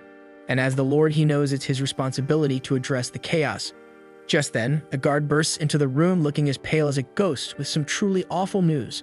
A monstrous horde has been spotted near the dungeon. As fate would have it, Haruka has stumbled across this horde himself. While he wasn't exactly planning on a fight before reaching the dungeon, he's never one to shy away from a quick warm-up. Unbeknownst to Marielle, Haruka is already in the thick of battle, but she panics and rushes to the guild hall to alert the guild master. She frantically warns him that a massive horde of orcs is bearing down on the town, and if no one acts fast, the place will be reduced to rubble. The guild springs into action immediately. Among them is Class Rep, who steps up and volunteers to help defend the town. She quickly rounds up her classmates to join the effort, but that's when she realizes Haruka is nowhere to be found. Meanwhile, Haruka is cutting through the monster horde like a hot knife through butter, but he's a little taken aback by the sheer number of enemies, especially when an orc king enters the fray. Still, it hardly phases him after all. He can one-shot the whole lot without breaking a sweat. Back at the town gates, the adventurers are gearing up for what they expect to be an epic showdown. But by the time they assemble, the so-called horde has already been annihilated. And we see that Haruka having casually wiped out the Orc King and its minions. But then he takes a moment to reflect on how bizarre it is for so many monsters to appear at once. Then again, he quickly decides he doesn't really care and resumes his journey toward the dungeon. When he finally reaches the dungeon, Haruka slips past the guards and heads into the dungeon building, avoiding any unnecessary human interaction. Once inside, Haruka is blown away by how insanely detailed the dungeon interior is because it's like stepping into an overachiever's fantasy design project. But he quickly snaps out of it, knowing he can't let himself get sidetracked because he has an important mission to finish. He then starts hunting for the fabled harem magnet, but there's one tiny problem. He doesn't even know what the damn thing looks like. So like a clueless tourist, he starts wandering around aimlessly until he stumbles upon a treasure chest, conveniently sitting in the middle of the hall. He then eagerly opens it, expecting some legendary loot, but after using his appraisal skill, he realizes it's nothing but junk. Frustrated but stubborn, he keeps searching the dungeon, only to find more worthless stuff. Finally, he gives up and decides to ask that shady merchant back in town for any leads. Meanwhile, back at the town gate, everyone's been on edge for hours, waiting for the orcs that Marielle warned about. People are starting to think she might have been bluffing, but just as the tension peaks, something emerges from the smoky horizon, so their hearts start racing wheel, they draw their weapons, but then it turns out to be Haruka stumbling back and half asleep from a long day of adventuring. Oblivious to the intense atmosphere, Haruka looks around confused by why everyone seems so uptight. Class Rep then rushes over and explains that a horde of monsters is on its way to destroy the village, and she demands to know where he's been all day. But Haruka isn't about to admit he's been chasing after a harem magnet, so he just awkwardly stays silent. Gaytek then jumps in, asking if Haruka saw any orcs on the way, and only then does it hit him, and he casually mentions wiping out an orc horde earlier today, but for some reason, This news doesn't earn him any cheers. Instead, everyone seems mad. Later, both the Guildmaster and Mariel thank him for taking care of the orcs, but scold him for being reckless enough to fight a whole horde alone. The Guildmaster goes on to warn Haruka about increasing monster activity, with creatures even spilling out of the dungeon. So there's a real threat of a dungeon stampede soon, and he insists that Haruka promise not to do anything reckless again, and Haruka nods. Later back in his room, Haruka flops onto his bed, exhausted and annoyed. Between the Guildmaster, Mariel, and now practically the entire town keeping tabs on him, so sneaking out unnoticed is going to be a nightmare. The next day, Haruka heads straight to the magic item merchant. The guy isn't thrilled to see him, probably still salty after whatever Haruka pulled last time, but Haruka quickly assures him he's not here to shop for magic items. He just wants to ask one question, and he asks where can he find the harem magnet ring. The merchant admits he doesn't know of any harem magnet, but mentions a similar item called the pheromone ring, which boosts charisma, and that sounds exactly like what Haruka's been looking for. Then when Haruka asks where it's located because he didn't find it on the first floor, so the merchant explains it's definitely not on the first floor of the dungeon because anything that easy would have been snatched up ages ago. Instead, it's likely around the 50th floor, a depth no one's ever reached. The merchant then explains that there are 100 floors in total, but it's a brutal challenge to descend even a few. You have to defeat each floor boss to progress, and most of the dungeon remains uncharted. If Haruka really plans to go that deep, the merchant warns that he'll need to stock up on potions and recovery items, so Haruka takes the advice to heart and dashes off to prepare. Unbeknownst to him, the nerd squad overheard his conversation, and the moment they learn he's after the pheromone ring, they rush to class rep to snitch like rats. Class rep and the other girls are immediately alarmed because if Haruka gets his hands on a ring that enhances charisma, they'd fall under his influence, making it impossible to say no to him, and that shit will make him do what he wants. The thought of Haruka running wild with that kind of power is terrifying, so they agree they have to stop him at all costs. After gathering his supplies, Haruka heads toward the dungeon, fully focused on his goal. But his sharp perception picks up on movement behind him, and when he turns around, he spots class rep leading the entire class, hot on his heels. Haruka halts and raises an eyebrow, asking why they're all here. Class rep flips the question back at him, demanding to know what he's doing. She accuses him of going after the pheromone ring, but Haruka denies it with an absurd lie, claiming he's actually after the tree's ring, which lets the wearer talk to animals. But naturally, nobody buys it. Realizing there's no way to convince them to leave him alone, Haruka does what Haruka does best, and he bolts. Class rep and the rest of the class then tail Haruka into the dungeon. He's ahead for now, but he knows if class rep gets the pheromone ring first, she'll make him follow her rules, and for a proud loner like Haruka, that's an absolute nightmare. Determined to stay free, he picks up the pace, sprinting to widen the gap between them. Class rep then shouts after him, warning that running in a dungeon is dangerous because he might trigger a trap, but Haruka, ever the smartass, yells back that traps are no big deal since his luck stat is maxed out. Sure, traps might not get him, but poor dungeon construction is another story entirely. As he steadies himself against a wall that crumbles under his touch, and before he can react, Haruka plummets into what feels like an endless chasm. Class rep then reaches out to grab him, but she's too late because Haruka is already falling into the abyss. He's been falling for what seems like forever, and somehow, in all his panic, he's forgotten he has the airwalk skill that could save him. Eventually, the bottom of the pit comes into view, so Haruka thinks quickly and uses earth magic to soften the ground, creating a cushion to break his fall. When he lands, he takes a moment to assess the situation. Given how deep he's fallen, he wonders if he's somehow reached the dungeon's infamous 100th floor. There's only one path ahead, and Haruka's gut tells him it leads straight to the final boss. He has no intention of dealing with that shit, so he starts brainstorming ways to climb back up. Remembering his airwalk skill, Haruka tries using it to ascend the chasm, but it's no good because the fall was way too deep for that to work. So with no other options, he reluctantly decides to follow the ominous path ahead. But on the bright side, the fall wasn't all bad because it unlocked two new skills: trap detection and spatial awareness. Using these, Haruka scans the area and confirms there are no traps between him and the next room. But just as he starts to relax, he discovers something even worse. He isn't on the 100th floor at all. He's on floor 101. That can only mean one thing: he stumbled into the hidden boss's lair. Dealing with that shit is going to be a colossal pain, but with no other choice, Haruka takes a deep breath and starts making his way down the eerie hallway. The air then grows thick with mana, making it hard for Haruka to breathe, but he pushes forward until he reaches the boss's room. As he opens the heavy door, a tidal wave of oppressive mana washes over him, and standing before him is the dungeon's secret boss, the Dungeon Emperor. Haruka immediately knows he's in trouble, so he activates his appraisal skill to get some insight into his opponent, and what he learns sends a chill down his spine because the Dungeon Emperor is level 100. Meanwhile, Class Rep and the rest of the class are making steady progress down the dungeon in search of Haruka. They've reached the 47th floor, but there's still no sign of him. The group is growing anxious, suspecting he may have fallen all the way to the bottom, so Shimazaki tries to reassure everyone, suggesting Haruka might have used one of the dungeon's return portals to get back to the surface. But Tatsuya crushes that hope, explaining that the portals only appear after defeating the floor boss. Worse, they don't appear at all if you skip the normal dungeon path, which means Haruka is likely stranded. The mood grows heavier as the class recalls the legend of the Dungeon Emperor, a foe so powerful that even the Dungeon King pales in comparison. The girls start to realize they might be woefully under-equipped for a rescue mission this deep in the dungeon. Still, Class Rep refuses to abandon Haruka, insisting they press on, so everyone agrees to continue descending, hoping against hope they'll reach him in time. Back in the boss room, Haruka is assessing his options. The appraisal skill told him almost nothing, revealing only that his opponent is a no-life king, a lich of terrifying power. Haruka knows liches are master spellcasters, meaning he can't risk getting caught in a long-range battle, so he'll need to close the distance fast. And without hesitation, he flash steps behind the lich, aiming for a clean strike. But just as he thinks he's gained the upper hand, the Dungeon Emperor spins around with lightning speed, countering his attack with its blade, so Haruka realizes this fight is going to be far tougher than he thought, and his usual tricks won't be enough against an opponent like this. Outside the dungeon, Mariel and her father see ominous dark clouds swirling above it, a clear sign that something catastrophic is about to unfold. Her father, sensing the urgency, orders her to head to the guild and alert them to brace for any emergencies that might arise. Meanwhile, Haruka is locked in an intense mental and physical struggle, desperately trying to outmaneuver the Dungeon Emperor's godlike speed.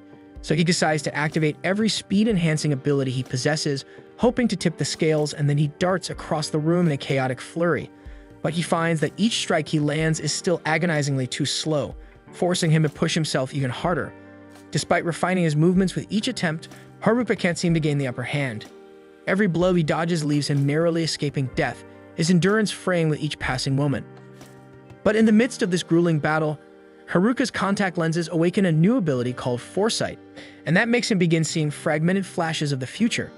But this new power comes with a deadly caveat: if Haruka lets his guard slip for even a moment, he will die. With no better option, Haruka throws everything he has into a relentless assault, knowing full well his life hangs in the balance. As the grueling fight drags on, Haruka starts to feel exhilarated, almost enjoying the clash. But unfortunately, his body betrays him because he notices that his knees buckle, and his breath comes in ragged gasps. And also because of all that fighting, his stamina and magical reserves are completely spent, teetering him on the brink of unconsciousness. Meanwhile, the Dungeon Emperor is unnervingly calm. Seems like it's just warming up. Haruka forces himself to rise, muscles screaming in protest, and now he seems vulnerable, so that one decisive attack would end him. Yet the Emperor does not strike. Haruka, having suspected from the beginning that this was no ordinary monster, suddenly notices something peculiar: the complete absence of bloodlust from the Emperor, and this revelation hits hard. The creature has been toying with him, holding back the entire time, so Haruka gets offended and enraged by the lack of seriousness, drags himself upright, and charges at the Emperor in one final act of defiance. However, he's still hopelessly outpaced. The Emperor moves effortlessly, pinning Haruka with a blade at his neck. It could end him in an instant, but it doesn't, and Haruka, battered and confused, can't begin to fathom why. Just then, Haruka notices a sinister swirl of miasma encircling the Dungeon Emperor, and it looks malevolent, hinting that the Emperor might be forced into this fight by the miasma's influence. As Haruka pieces this together, his staff begins to glow, inexplicably absorbing the miasma. And while he has no idea why on earth his staff can do this, he just rolls with it and starts attacking, aiming to draw out all the miasma. With a few decisive swings, Haruka successfully disrupts the concentration of miasma, and once it's completely absorbed, the Dungeon Emperor lowers its sword and stands still. Haruka's hunch was right. The Emperor was being controlled by the miasma, and now the truth becomes clear. The Dungeon Emperor had been waiting for someone strong enough to free it from this torment, someone who had ended suffering. That's why it hadn't delivered the finishing blow earlier, because it had hoped Haruka would rise to the occasion. But even though Haruka has banished the miasma controlling the Emperor, a heavy presence of ambient darkness lingers in the area, so it's only a matter of time before the Emperor succumbs again, and that makes Haruka realize he must act quickly. At first, he considers the grim option of ending the Emperor's life to put an end to its misery, but he can't bring himself to do it. Instead, driven by compassion, he hugs the Emperor, feeling the weight of her suffering.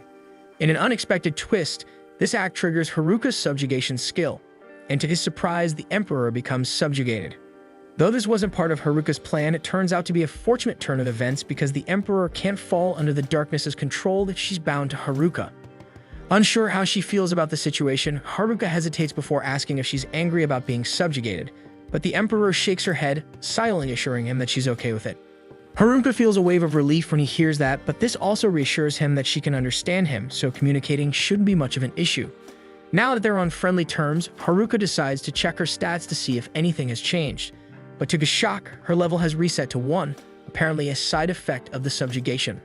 On top of that, he can now see her name, and it's Angelica. And that's when it hits him like a ton of bricks, the Dungeon Emperor is a girl. So panic sets in as Haruka imagines Class Rep blowing a gasket when she finds out he subjugated another girl. But there's no time to dwell on that now. So Haruka asks Angelica if she'd like to leave the dungeon with him. She agrees and the two headed through the door, finding themselves on the 100th floor of the dungeon. Haruka then activates his spatial awareness skill to scan the area, and he quickly locates a staircase at the edge of the room, which should be their way out. But as soon as they enter the space, the floor boss spawns in. Haruka's heart sinks because he is exhausted from his fight with Angelica. And he also knows that he only survived because she hadn't been trying to kill him, but this boss is a level 100 living armor and exudes pure murderous intent. Haruka desperately wants to reach the staircase without fighting, and a risky idea takes shape in his mind. He uses earth magic to collapse part of the ceiling, intending to climb through the opening with airwalk. But before he can execute his plan, 2 minotaurs materialize and glare at him like he's their next meal.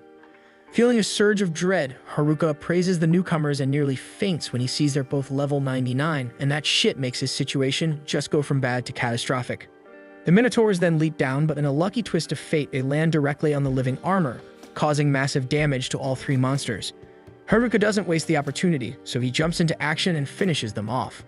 As he collects the magic crystals left behind, he notices Angelica eyeing the leftover armor pieces the monsters dropped, so with a smile, Haruka tells her she can take them if she wants. Angelica eagerly puts on the armor, but it's ridiculously bulky on her, so Haruka immediately doubts it's a good fit. Then out of nowhere, the armor starts glowing and reshapes itself to fit Angelica like a glove. Haruka breathes a sigh of relief, glad that Angelica no longer has her bare bones exposed. But he's also a bit uneasy because after all, they found this magic armor in a dungeon, so it's probably not all sunshine and rainbows. So he decides to appraise it just to be safe. But he finds out that it's not safe at all, because the armor is cursed with a binding spell, meaning Angelica is now permanently stuck with it. She furiously glares at Haruka for not warning her sooner, though in fairness, being a skeleton didn't leave her with a ton of wardrobe options to begin with. Meanwhile, on the dungeon's 50th floor, Haruka's classmates are frantically searching for him. Most of them think it's a waste of time, assuming Haruka will eventually stroll in, claim he cleared the entire dungeon solo, and probably add a smug remark to boot. But while that certainly sounds like something he'd do, Class Rep refuses to sit idly by and leads the group to the boss room to keep looking. But when she throws the doors open, everyone freezes in terror as they come face to face with a massive Cyclops as the floor boss. Back in the city, Mariel rushes into the guild and informs the guildmaster that something unusual is happening in the dungeon. Though she's not sure what's wrong, her gut tells her it could escalate into something dangerous. The guildmaster points out that there haven't been any reports from the guards stationed at the dungeon entrance, but Gattek then dryly reminds everyone that the guard has a brain capacity rivaling room temperature, so trusting him to notice anything significant is wishful thinking. And he adds that they need to prepare for the worst just in case, so off-tier volunteers to rally the guild members. Speaking of preparation, the guildmaster asks about the group of new adventurers, as their help could be critical right now. But neither Off-tier nor Gattek have seen Haruka's classmates today, and while it's normal for Haruka to disappear on random escapades, the fact that they've all disappeared is starting to seem like a real problem that's definitely happening. On floor 98, Haruka finally manages to cheer Angelica up by giving her a cape to complement her armor, making her look a bit more regal. Just as the mood starts to lighten, Haruka senses a monster nearby. Using his appraisal skill, he discovers it's a lich, a terrifying foe immune to all physical attacks. The only way to defeat it is with holy magic, which Haruka doesn't know how to use. He briefly considers creating another hole in the roof to escape, but after the fiasco with the Minotaurs, he decides it's too risky, because who knows what kind of nightmare might drop in this time, so he can't do that shit again. With no holy magic at his disposal, Haruka decides to rely on his trusty staff, which seems oddly effective at clearing the Lich's miasma, so he starts poking it with the staff. To his amazement and mild confusion, the Lich gradually fades away. Haruka has no idea why this worked, but he's not about to complain because a win is a win. Continuing their climb, Haruka and Angelica reach the 97th floor, where they're greeted by a swarm of venomous moth monsters. Haruka knows direct combat isn't an option because one dose of venom could spell the end for him. Thinking strategically, he conjures a massive fireball, using it as bait to draw the moths in before incinerating them all at once. The two then move up to the 96th floor, and this time the duo encounters venomous caterpillars that spit out sticky strings capable of immobilizing anything that touches them. Navigating this floor without getting trapped would be a nightmare under normal circumstances, but Haruka takes a shortcut. Using earth magic, he rolls up the entire floor like a carpet, flattening the caterpillars in one fell swoop. Things are looking up as they progress, but when Haruka and Angelica arrive on the 95th floor, it's clear something is off. Before they can fully process the change in atmosphere, they're attacked by the floor boss, and it's a living sword.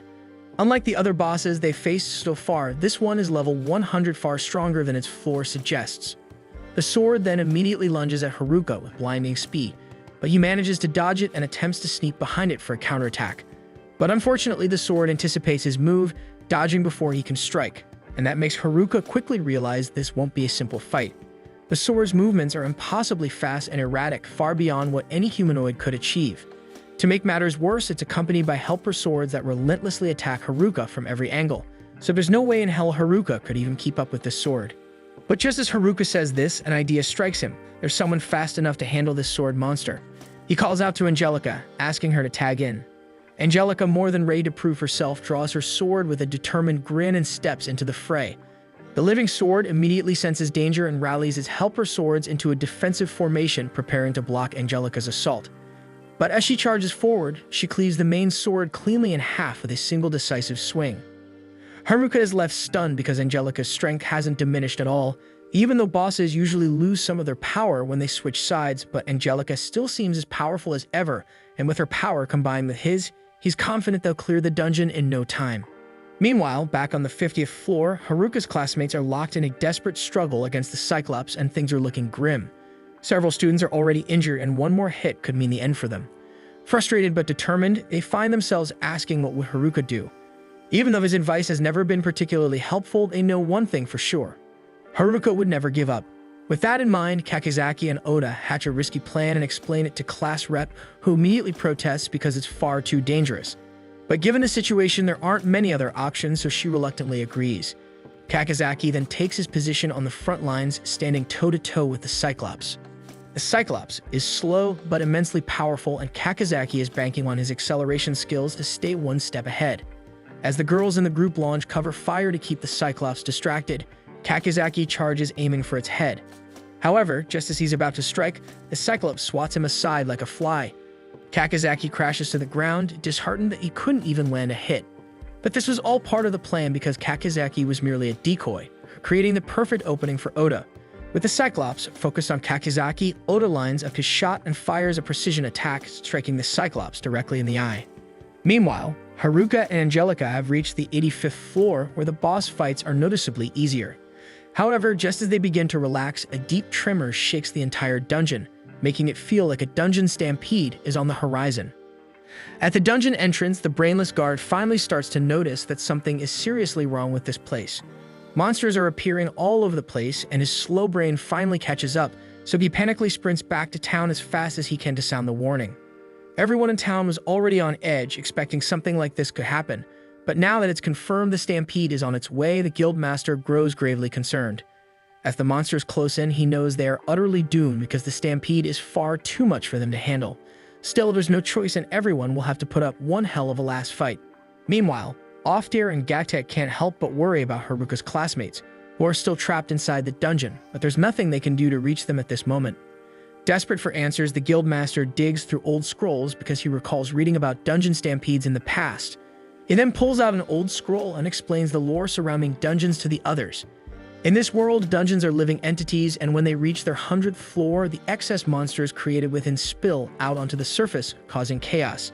The adventurers then ask if there's any way to stop it, and the guildmaster keeps reading. According to the scroll, killing the boss at the dungeon's lowest level will destroy the dungeon itself, and all the monsters spawned by the stampede will vanish. However, defeating a dungeon's final boss is no small task. The idea that someone might already have done it and is climbing back up right now seems laughably impossible and definitely not happening. Resigned to their fate, the guild master shifts focus to survival, so he orders Oftir to evacuate the civilians to a nearby shelter and commands Gaitek to rally all the adventurers available because if they're going down fighting. Meanwhile, Haruka is still climbing out of the dungeon and this floor is swarming with griffins, so instead of wasting energy fighting them head-on, he comes up with a sneaky plan: poison some fish and let the griffins chow down until they drop unconscious. It works like a charm, and with another floor cleared, Haruka's climb is getting easier as he goes higher. On the flip side, his classmates aren't having such an easy time. They're stuck on the 54th floor, barely making progress as they push forward, determined to find Haruka. But unfortunately, their situation takes a turn for the worse when they run into an entire horde of werewolves that look like they're ready to rip them apart. Up on the surface, the adventurers are rallying at the city gate. They've just fought off the first wave of dungeon monsters, but things are looking bleak. At this pace, it's only a matter of time before they're overwhelmed, but everyone knows their only real shot at survival is to take out the dungeon boss, and of course, the only person crazy and skilled enough to pull that off is Haruka. The guildmaster considers sending a message into the dungeon to get Haruka's help, but the adventurers can't afford to leave the city undefended. That's when the guildmaster turns to Mariel, who's hanging around doing pretty much nothing. Mariel is completely taken aback, shaking her head and trying to refuse because she doesn't want to enter the dungeon, but the guildmaster insists that Haruka would be far more likely to listen to a request from a cute girl like her, and she's the best chance they have. However, the guildmaster knows sending Mariel alone would be a death sentence since she isn't much of a fighter, so that's why he asks Oftir to accompany her. Oftir doesn't mind the assignment, but he's hesitant about leaving his post since the town needs all the defense it can get. The guildmaster then reassures him that the rest of the team will hold the line while he's gone, so Oftir accepts the task and tells Mariel to hurry up so they can get moving. Mariel's still panicking and resists at first, but as she looks around at the wounded and weary adventurers giving their all to protect the city, something shifts in her, so she gathers every ounce of courage and finally agrees to face the danger in the dungeon to find Haruka. Meanwhile, Haruka and Angelica have just reached the 81st floor, which looks less like a dungeon and more like a chaotic water park on steroids. Haruka is so thrown off by the unexpected scenery that he doesn't even notice the monsters lurking in the water. So when a bunch of fish suddenly leap out and try to slice him up, Angelica has to step in and save his distracted ass. Haruka sheepishly apologizes for getting sidetracked, but Angelica brushes it off because she's actually having a blast hanging out with him. Haruka, now more alert, scans the water and realizes it's teeming with fish, and if all of them decided to attack at once, he'd be fish food in seconds, so he needs a plan to deal with the speed of the fish first. Thinking back to an old One Piece episode he watched years ago, he gets an idea and uses his ice magic to freeze the fish in the water. Sure enough, the fish end up encased in ice and float harmlessly to the surface, so Haruka's plan works like a charm and he continues freezing the fish as he and Angelica make their way across the water. But then the floor boss shows up, and it's not playing games because it sends a massive wave crashing toward them.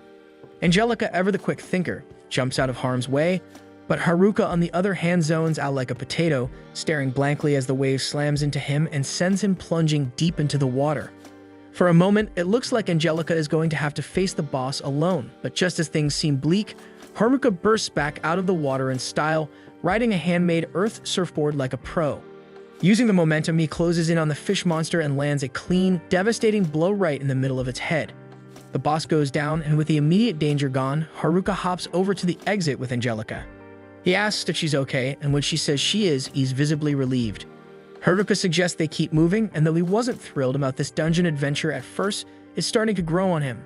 With his strength and growing confidence, he's realizing that even the dungeon bosses aren't as intimidating as they used to be. As Haruka and Angelica continue climbing the dungeon floors, they stumble upon several god-tier artifacts, including the Ring of Boundless Fortune, the Blessed Bangle, and a Necromancy Orb. Haruka marvels at how cool these items are, noting they must be worth a fortune. However, he's unsure whether to keep them for himself or sell them for a hefty profit. But after thinking it over, he realizes that these blessed items won't do much for him, and he already has an absurd amount of luck, so he doesn't need curses removed and has no use for necromancy. So Haruka decides to give them all to Angelica because he figures that even if they don't directly help, they might bring her some good fortune, something she could use as someone cursed to live her life as a skeleton. Angelica hesitates, not wanting to take advantage of Haruka's kindness, but he insists since he genuinely has no use for them. And after some coaxing, she finally accepts, and the gesture makes her genuinely happy because it's the first time anyone has ever given her a gift. And though Haruka doesn't quite get why she's so emotional, he's happy that it made her day. He then suggests they keep moving and they press on. But what Haruka doesn't realize is that the blessed items he gave Angelica have done the impossible because they've broken both the curse of the armor and the curse that turned her into a skeleton. Angelica now regains her human form, but she feels a whirlwind of emotions toward Haruka, so she decides to keep her restored appearance a secret for the time being and silently follows Haruka. Meanwhile, on the 54th floor, Haruka's classmates have just finished their brutal battle with the werewolves. The fight leaves them completely drained, but they are determined to keep moving so they can find Haruka before anything happens to him. As they prepare to continue, the sound of movement echoes from the hallway ahead. They tense up, fearing another monster, but to their relief, the figures approaching turn out to be Mariel and Oftir. Back at Haruka's hell, he and Angelica have just arrived on the 74th floor, and it's shaping up to be their toughest challenge because the entire floor is engulfed in flames, making it almost impossible to see clearly or move safely. Then as they navigate through the scorching heat, Haruka loses focus, trips over a rock, and nearly tumbles face first into a patch of flames, but luckily Angelica reacts quickly and catches him before he gets crispy. Seeing how disoriented and unsteady Haruka has become, Angelica points to a small clearing and suggests that he rest there for a bit. Haruka reluctantly agrees, wishing he could find some way to escape the oppressive heat even for just a moment, but that's when inspiration strikes. Spotting a small hole in the wall nearby, Haruka uses his wind magic to create a cooling breeze through the hole, providing much-needed relief. But by coincidence, the hole Haruka is using happens to connect to another one, and on the other side of it stands Class Rep, hearing his voice through the passage. She immediately starts shouting to get his attention. Haruka recognizes her voice and realizes this hole must connect to the one he fell through at the start of his dungeon journey, so it's an incredible stroke of luck that he found it. Class Rep then excitedly asks if there's any way Haruka can climb up the hole to reach her, but unfortunately he's already tried scaling it before and knows his airwalk skill isn't enough for such a steep vertical climb. Haruka then asks if Class Rep or her group has any rope or climbing equipment they can lower down to help him. But unfortunately, none of them anticipated needing climbing equipment, so they didn't bring anything that could help. Haruka then asks Class Rep what floor she's currently on, and when she responds that she's on the 54th floor, he quickly realizes they're not too far apart since he's on the 74th floor, so if he hurries, he could close the gap in no time. Haruka gets ready to leave, but Class Rep calls out to stop him, saying there's something else he needs to hear. She informs Haruka that the city is in dire straits, overrun by monsters, and it won't last much longer unless the stampede is stopped. Mariel and Oftir saw the second wave of the stampede heading for the city on their way to the dungeon, and while the city has held out so far, it won't survive a third wave. Class Rep explains that the only way to end the stampede is to defeat the dungeon boss. But the moment she mentions the dungeon boss, Haruka's heart sinks because he knows she's talking about Angelica.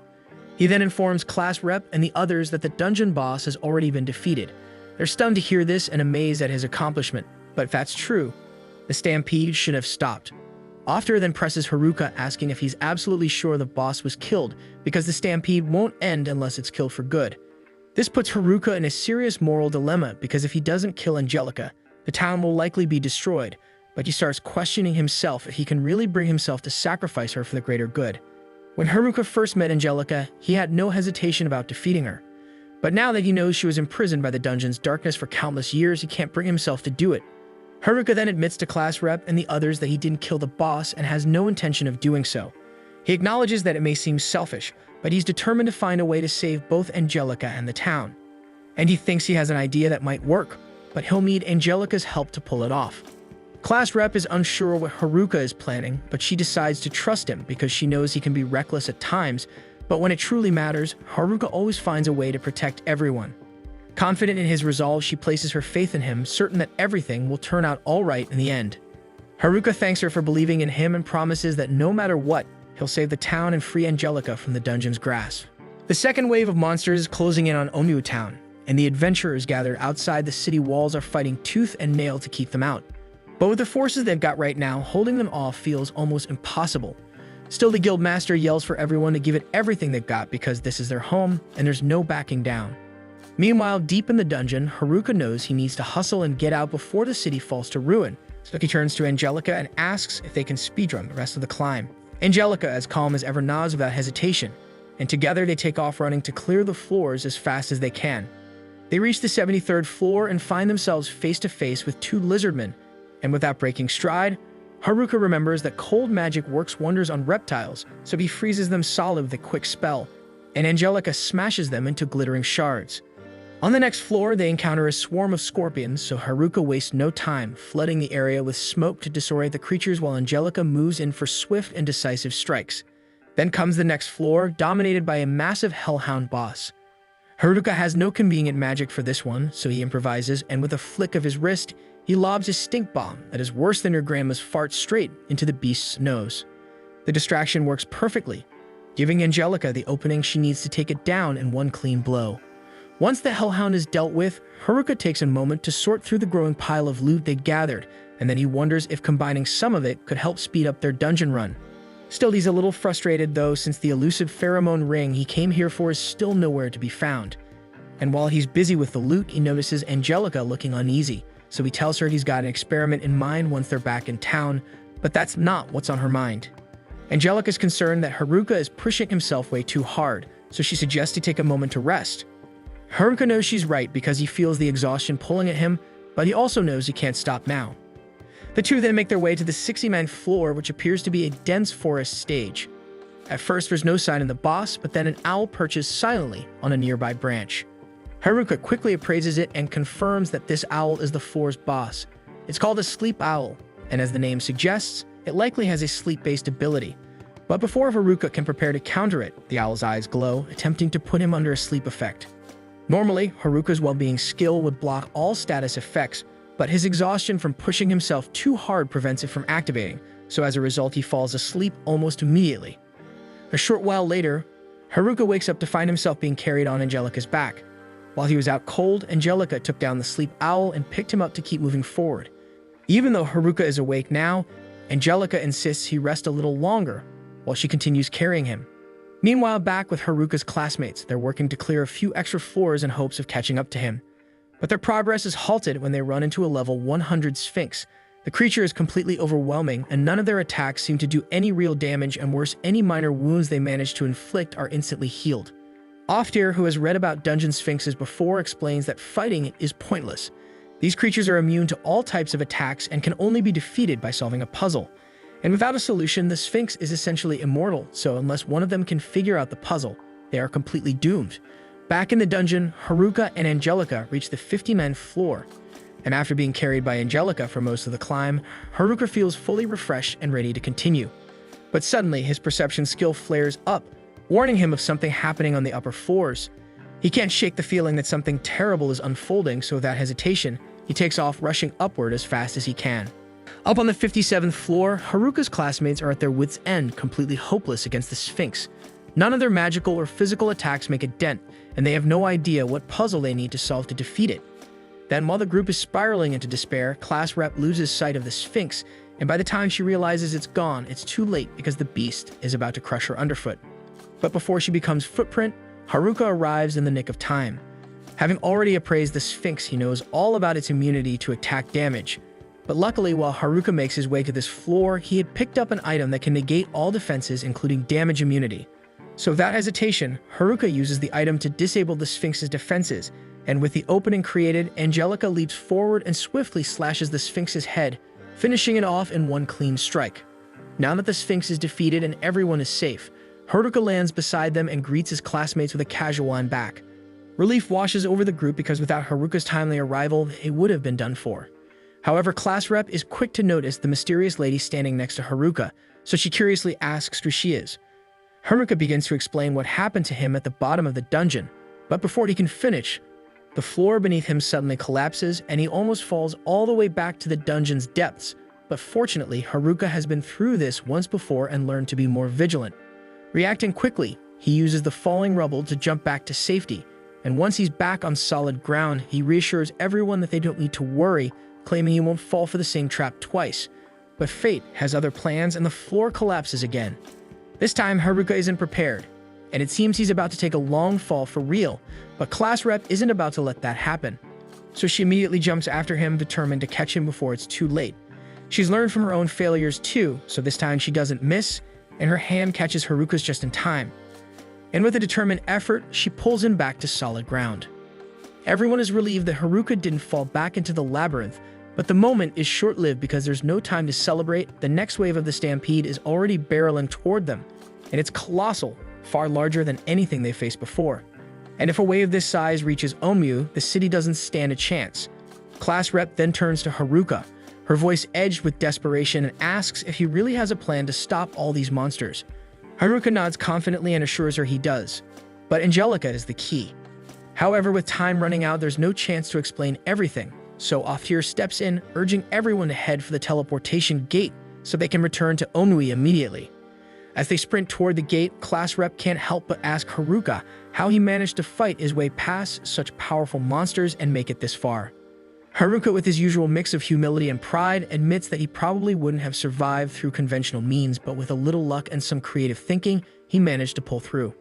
Eventually, the group reaches Onryu and finds Gaitek and the Guildmaster waiting on a hill just outside the city. The two are relieved to see reinforcements finally arriving, but their relief is short-lived because Mariel points toward the horizon, directing everyone's attention to the monstrous horde approaching the city. And when I say monstrous, I mean absolutely massive, a wave so vast and overwhelming that even Haruka couldn't hope to take it on alone. So what any little hope the Guildmaster had has now become fart as he takes in the sight. The entire city trembles under the thunderous footsteps of the approaching monster army, and then we see the Lord of Onryu doing everything he can to calm the frightened citizens who have gathered there for safety, reassuring them that he is sure the adventurers will save the city. Meanwhile, outside the city, the adventurers are nearly paralyzed by despair, and the sheer magnitude of this stampede has crushed any hope they had left. But Haruka, ever the calm strategist, turns to Angelica and tells her it's time to do what they discussed. And without hesitation, Angelica steps forward, moving past the stunned crowd. Then she draws her sword and plants it firmly into the ground, and a surge of energy begins radiating outward. Haruka explains to the bewildered onlookers that while Angelica isn't quite the same as when he faced her in the dungeon, she's still the Dungeon Emperor, and that title gives her absolute authority over all the monsters from her dungeon. So that makes her possess the power to erase every single one of them. Then as the wave of energy spreads, the monsters begin vanishing one after another until the entire horde is gone. With the crisis averted, Haruka approaches Angelica, offering her a celebratory fist bump. Relief sweeps over the group, but his classmates are left scratching their heads, demanding to know how he pulled off such a miraculous save. Haruka casually explains that he didn't do much and it was all Angelica. Oda, one of the nerdier classmates, suddenly realizes what's going on and blurts out that Angelica must be the Dungeon Emperor. This revelation shocks the group, who immediately ask if that makes her a monster. Haruka waves off their concerns, assuring them there's no reason to fear Angelica because he spent a lot of time with her in the dungeon and knows she's a genuinely kind person. Skeptical but trusting Haruka's word, the group accepts his explanation. Oda, however, isn't done and recalls from his readings that the Dungeon Emperor is supposed to be the most powerful being in the dungeon. Haruka smirks and calls Oda creepy for knowing such obscure details, but he admits Oda's not wrong. Angelica is incredibly strong, and even after her level reset, her abilities are still absurdly overpowered. That's how she was able to defeat every monster in the dungeon, so Haruka guessed she could use that same strength to command the monsters and eliminate the stampede. Haruka then clarifies that Angelica's ability only works on monsters from her own dungeon, and they need to be nearby for her to influence them. And if another stampede were to come from a different dungeon in the future, her powers wouldn't work on those monsters. While discussing what Angelica did, the girls ask if she vaporized the monsters. Haruka shakes his head and clarifies that all the monsters are still alive, but what Angelica actually did was teleport them back into the dungeon and give them an order to stay there. Since it was a command from the Dungeon Emperor herself, Haruka is confident they won't be coming back out anytime soon. This means the city of Onryu will remain safe for the foreseeable future, and life can finally return to normal. The next day, Haruka comes up with an idea for all the equipment he brought back from the dungeon. After sorting through his inventory, he asks Class Rep to gather their classmates. Once everyone arrives, they're greeted by an incredible display of treasure laid out on tables in front of them. The gear is rare and valuable, and excitement quickly fills the air. Haruka announces he's holding a super special sale. They can pick whatever they want, but they'll have to pay for it. Both the boys and girls are pumped, ready to compete for the best items. However, when the sale starts, the girls immediately go into full-on Black Friday mode. The sale turns into a chaotic battlefield as the girls fight tooth and nail for the best gear. The guys, intimidated by the frenzy, backed off because they were too scared to approach the tables. Feeling a bit sorry for them, Haruka decides to cut them a break and pulls out a stash of extra equipment he hadn't originally planned to sell. After the dust settles, everyone seems happy with their purchases. Haruka is satisfied knowing the new gear will help keep his classmates safer in the future. And with that done, the only thing left on his mind is figuring out what to do about Angelica. Since she'll be staying in town for a while, Haruka worries about how she'll adjust. After being isolated in the dungeon for so many years, Angelica probably isn't used to socializing, so Haruka suspects she might have a hard time getting along with the other girls. Then we see that the rest of Haruka's classmates are all still high off the great loot they received and are in a joyous mood, and Haruka is equally thrilled since he has just earned a pretty bundle from selling this stuff. He's still in the middle of counting all this money when class rep comes up to him, so he hastily puts it all away and turns to ask her what she needs. Class rep explains that she wants a proper introduction to Angelica and wants to know how Haruka managed to become friends with her, given that she's the feared dungeon emperor. Assuming he used the pheromone ring to win Angelica over, she confronts him, but Haruka clarifies that he never found the ring. Instead, he admits it was his subjugate skill that made Angelica his companion. This revelation sends class rep into a yelling fit, accusing him of using his subjugation skill on another girl in the first place. She refuses to let it go and demands an explanation, but Haruka really doesn't have much to say in his defense. So instead, she would ask Angelica the important details and drags her off. Haruka is relieved he would not have to bear class rep's walling this time, but is also worried if it would be okay leaving Angelica to talk with her all alone. Class rep then gets all the girls in one room eager for Angelica's story, but it's incredibly awkward since Angelica hasn't said a word yet. But the girls' curiosity doesn't wane, and class rep gently encourages Angelica to share a little about herself. Then bit by bit the girls learn about her tragic past and how she was trapped in the dungeon's deepest recesses until Haruka finds her. But instead of killing her, he used his subjugate skill on her, which breaks the curse that kept her confined within the dungeon. Having listened to all of this, class rep feels compelled to do something special for Angelica and invites her to join them for a bath. And by this time, everybody had still thought that Angelica was a skeleton, so as they started helping her get off her armor, they were sent into shock to see such a very healthy body and shapely thighs instead of skeleton bones. Back in Haruka's room, he feels relieved to finally sleep in his own bed again, but there's a tinge of disappointment that he never found the pheromone ring. But on the bright side, his recent dungeon adventure boosted his level by 6 and granted him several amazing new skills. Still, despite his improved stats, he knows he wouldn't have been able to stop the stampede without Angelica and the others. So if he truly wants to live as a loner, he realizes he'll need to be strong enough to fight alone without relying on anyone. And with that in mind, he decides it's time to head back into the woods. The next morning, instead of sneaking out of town, Haruka chooses to be upfront and asks class rep if she's okay with him leaving for a while. She doesn't seem to mind, given that nothing major is happening in town at the moment.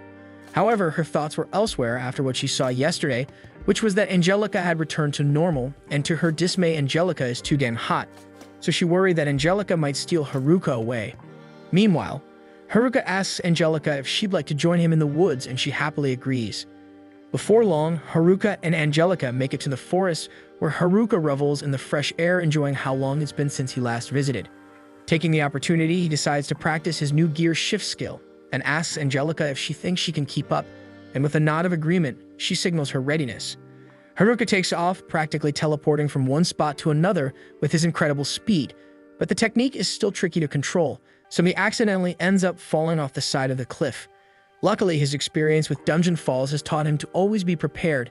He manages to land safely on his feet. Angelica soon catches up and peers over the edge of the cliff to check on him. However, she doesn't notice the slippery mushrooms near the edge and ends up falling as well. Haruka quickly catches her, relieved she's unharmed, but he's surprised at how heavy she is for someone he had assumed was skeletal. But on Angelica's side, she is utterly embarrassed as she finds herself cradled in Haruka's arms. Later that night, Haruka brings Angelica back to his house and heads straight to the bathroom to enjoy a well-deserved, relaxing soak in the tub. Then with a teasing tone, he jokingly offers to let Angelica join him. But to his surprise, Angelica doesn't catch on that it's a joke and takes him up on the offer and walks into the bathroom. Haruka is stunned not just because Angelica actually wants to bathe with him, but because standing before him isn't the skeletal form he was used to, but a very hot blonde girl. Haruka then becomes completely flustered and stands up, forgetting he's not wearing a towel, and asks if she's really the Angelica he knows. Angelica confirms it, leaving Haruka speechless, so he quickly exits the tub and says they need to talk. Then we see the two settle down on Haruka's bed, where Haruka has a flood of questions. First, he asks if Angelica can talk now that she's human again. Angelica does have vocal cords, but she hasn't spoken in so long that she can't remember how to. Instead, she uses hand signs to explain what happened. She reveals that as the Dungeon Emperor, she had been reduced to nothing but a skeleton. The living armor she wore, however, was cursed to bind to its user's flesh, which technically restored her body. Then Haruka had given her a blessed bangle, which broke the armor's binding curse. Additionally, the necromancy jewel and the ring of fortune restored her life force and autonomy, and together these effects ultimately turned her back into a regular human. Haruka realizes that he's essentially responsible for restoring Angelica's humanity, and she explains that her help to him is her way of expressing gratitude. While Haruka appreciates her dedication, he feels guilty, wondering if he's unintentionally robbing her of her freedom. So he reassures her that she doesn't need to stay with him as she's free to live her own life. However, Angelica adamantly refuses to leave, explaining that what she truly wants is to remain by his side. Haruka understands that Angelica doesn't want to feel alone, so he decides to stay with her a little longer, and to cheer her up, he offers to tell her a fun story. And from there, Haruka talked incessantly through the night about anything and everything that came to mind, while Angelica enjoyed every moment of his storytelling. The next morning, Haruka and Angelica head out, and Haruka suggests having a little training match. Angelica isn't against the idea, but is curious why he suddenly wants to fight, so Haruka explains that he's been working on a new skill, and wants to test how much he's improved over the past few days. Angelica then agrees to help him practice, and the two faced off. Haruka already knows Angelica held back during their fight in the dungeon, but now that he's asked her to go all out, he expects her to be much faster. But Haruka is too determined to close the speed gap, so he plans to rely on his new gear shift skill. Then as the match begins, Angelica charges forward, and Haruka deftly uses gear shift to dodge her opening strikes by leaping back to create distance between them and readies himself into an attacking stance. He then rushes towards her and immediately tries to strike her with his staff, but she blocks it effortlessly and retaliates with a solid hit to his head. Haruka falls in defeat, and Angelica comes over to check if he's alright, but aside from the sting of his loss, he's fine. Though he couldn't outpace Angelica this time, he's getting better with the gear shift skill, and feels confident he'll surpass her speed one day. For now, though, all the training has made him hungry, so Haruka suggests grabbing something to eat and asks if Angelica would like to join him. She nods, and he leads her to the river, where he demonstrates his lightning skill to catch fish. After gathering a decent haul, Haruka places the fish in a basket, and the two head home to prepare their meal. However, Haruka is tired of grilling fish every time, so he suggests they try making a hot pot for change. When they get home, Haruka heads to the kitchen to start preparing their meal, and Angelica, eager to help, offers her assistance. However, having never used a kitchen knife before, Angelica struggles, so Haruka steps behind her to guide her movements. Angelica seems to enjoy the experience too much, as it gives her the chance to spend some quality time with Haruka. Then once the meal is ready, it looks incredible, so the two sit down to eat together. And by the time they finish, Haruka is completely stuffed, but he notices that Angelica appears a little anxious. So he concernedly asks if something is on her mind, but Angelica is too embarrassed to speak, and instead she grabs his hand and leads him to the bedroom, asking him to sit beside her. Haruka still looks a bit perplexed at what is going on, but does as he is told and sits. Angelica then moves closer, positioning herself behind him. So that or this can only mean one of two things. But the second option is way too salacious for Angelica's personality, so Haruka correctly guesses she just wants to give him a normal massage, and Angelica confirms it, explaining that she wants to show her gratitude for everything he has done for her. Haruka tries to be nice, so he agrees to let her give him a massage, but it doesn't take long to realize that Angelica is terrible at it. Each touch results in bone-cracking sounds that definitely not the relaxing kind. But despite the discomfort, Haruka appreciates her effort and pretends that it feels great, praising her for her attempt. Still feeling like she hasn't done enough, Angelica asks if there's anything else Haruka wants. So he takes her offer to heart and suggests they step outside together. Under the night sky, the two sit on a bench and gaze at the stars. Angelica, feeling shy, keeps her distance, but Haruka notices and tells her there's no need to sit so far away. And gently he pats her head, though this only deepens her embarrassment, causing her to scoot even farther away. Struggling to express her feelings, Angelica tries to speak, but the words don't come out easily. Frustrated and ashamed, she turns away, but Haruka reassures her, telling her not to push herself too hard, and he acknowledges her efforts and encourages her to take her time. Recognizing that Angelica needs an environment where she can improve her communication skills, Haruka realizes that dragging her into his loner lifestyle isn't the solution, so he suggests they head back to the city tomorrow. The next day, Haruka and Angelica are walking back to town together when, without warning, it starts to rain. So Haruka quickly grabs Angelica's hand and pulls her along as they dash through the rain, trying to avoid getting drenched. Once back in town, the two finally arrive, and the girls are overjoyed to see them again. However, their excitement turns to curiosity and teasing when they notice Haruka and Angelica holding hands. Realizing this, both Haruka and Angelica become flustered and immediately let go, but it's too late because the girls have already noticed. They then immediately swarm Angelica, bombarding her with endless questions about the time she spent with Haruka. Overwhelmed by the attention, Angelica finds herself at a loss, but class rep steps in, blowing her whistle to restore order, and then she formally welcomes Angelica back. Haruka then thanks class rep for watching over things and assures her he'll continue to rely on her. Then, while Angelica may have escaped the girl's probing questions, Haruka finds himself cornered by the guys who demand all the juicy details of his date with Angelica. But Haruka flusteredly shouts at them until they finally back off. Just as things settle down, Angelica approaches Haruka, looking visibly nervous because she has something to say. Haruka then listens while she finally speaks and says a heartfelt thank you for everything he has done for her. And that makes Haruka is overwhelmed with pride. And since Haruka came to this world, he realizes that everyone is facing their own battles, and that means that they are all loners dealing with personal struggles, yet they have each other to rely on. And with this understanding, Haruka feels reassured that they will all be okay, and that means that he can continue his journey and master this world by himself.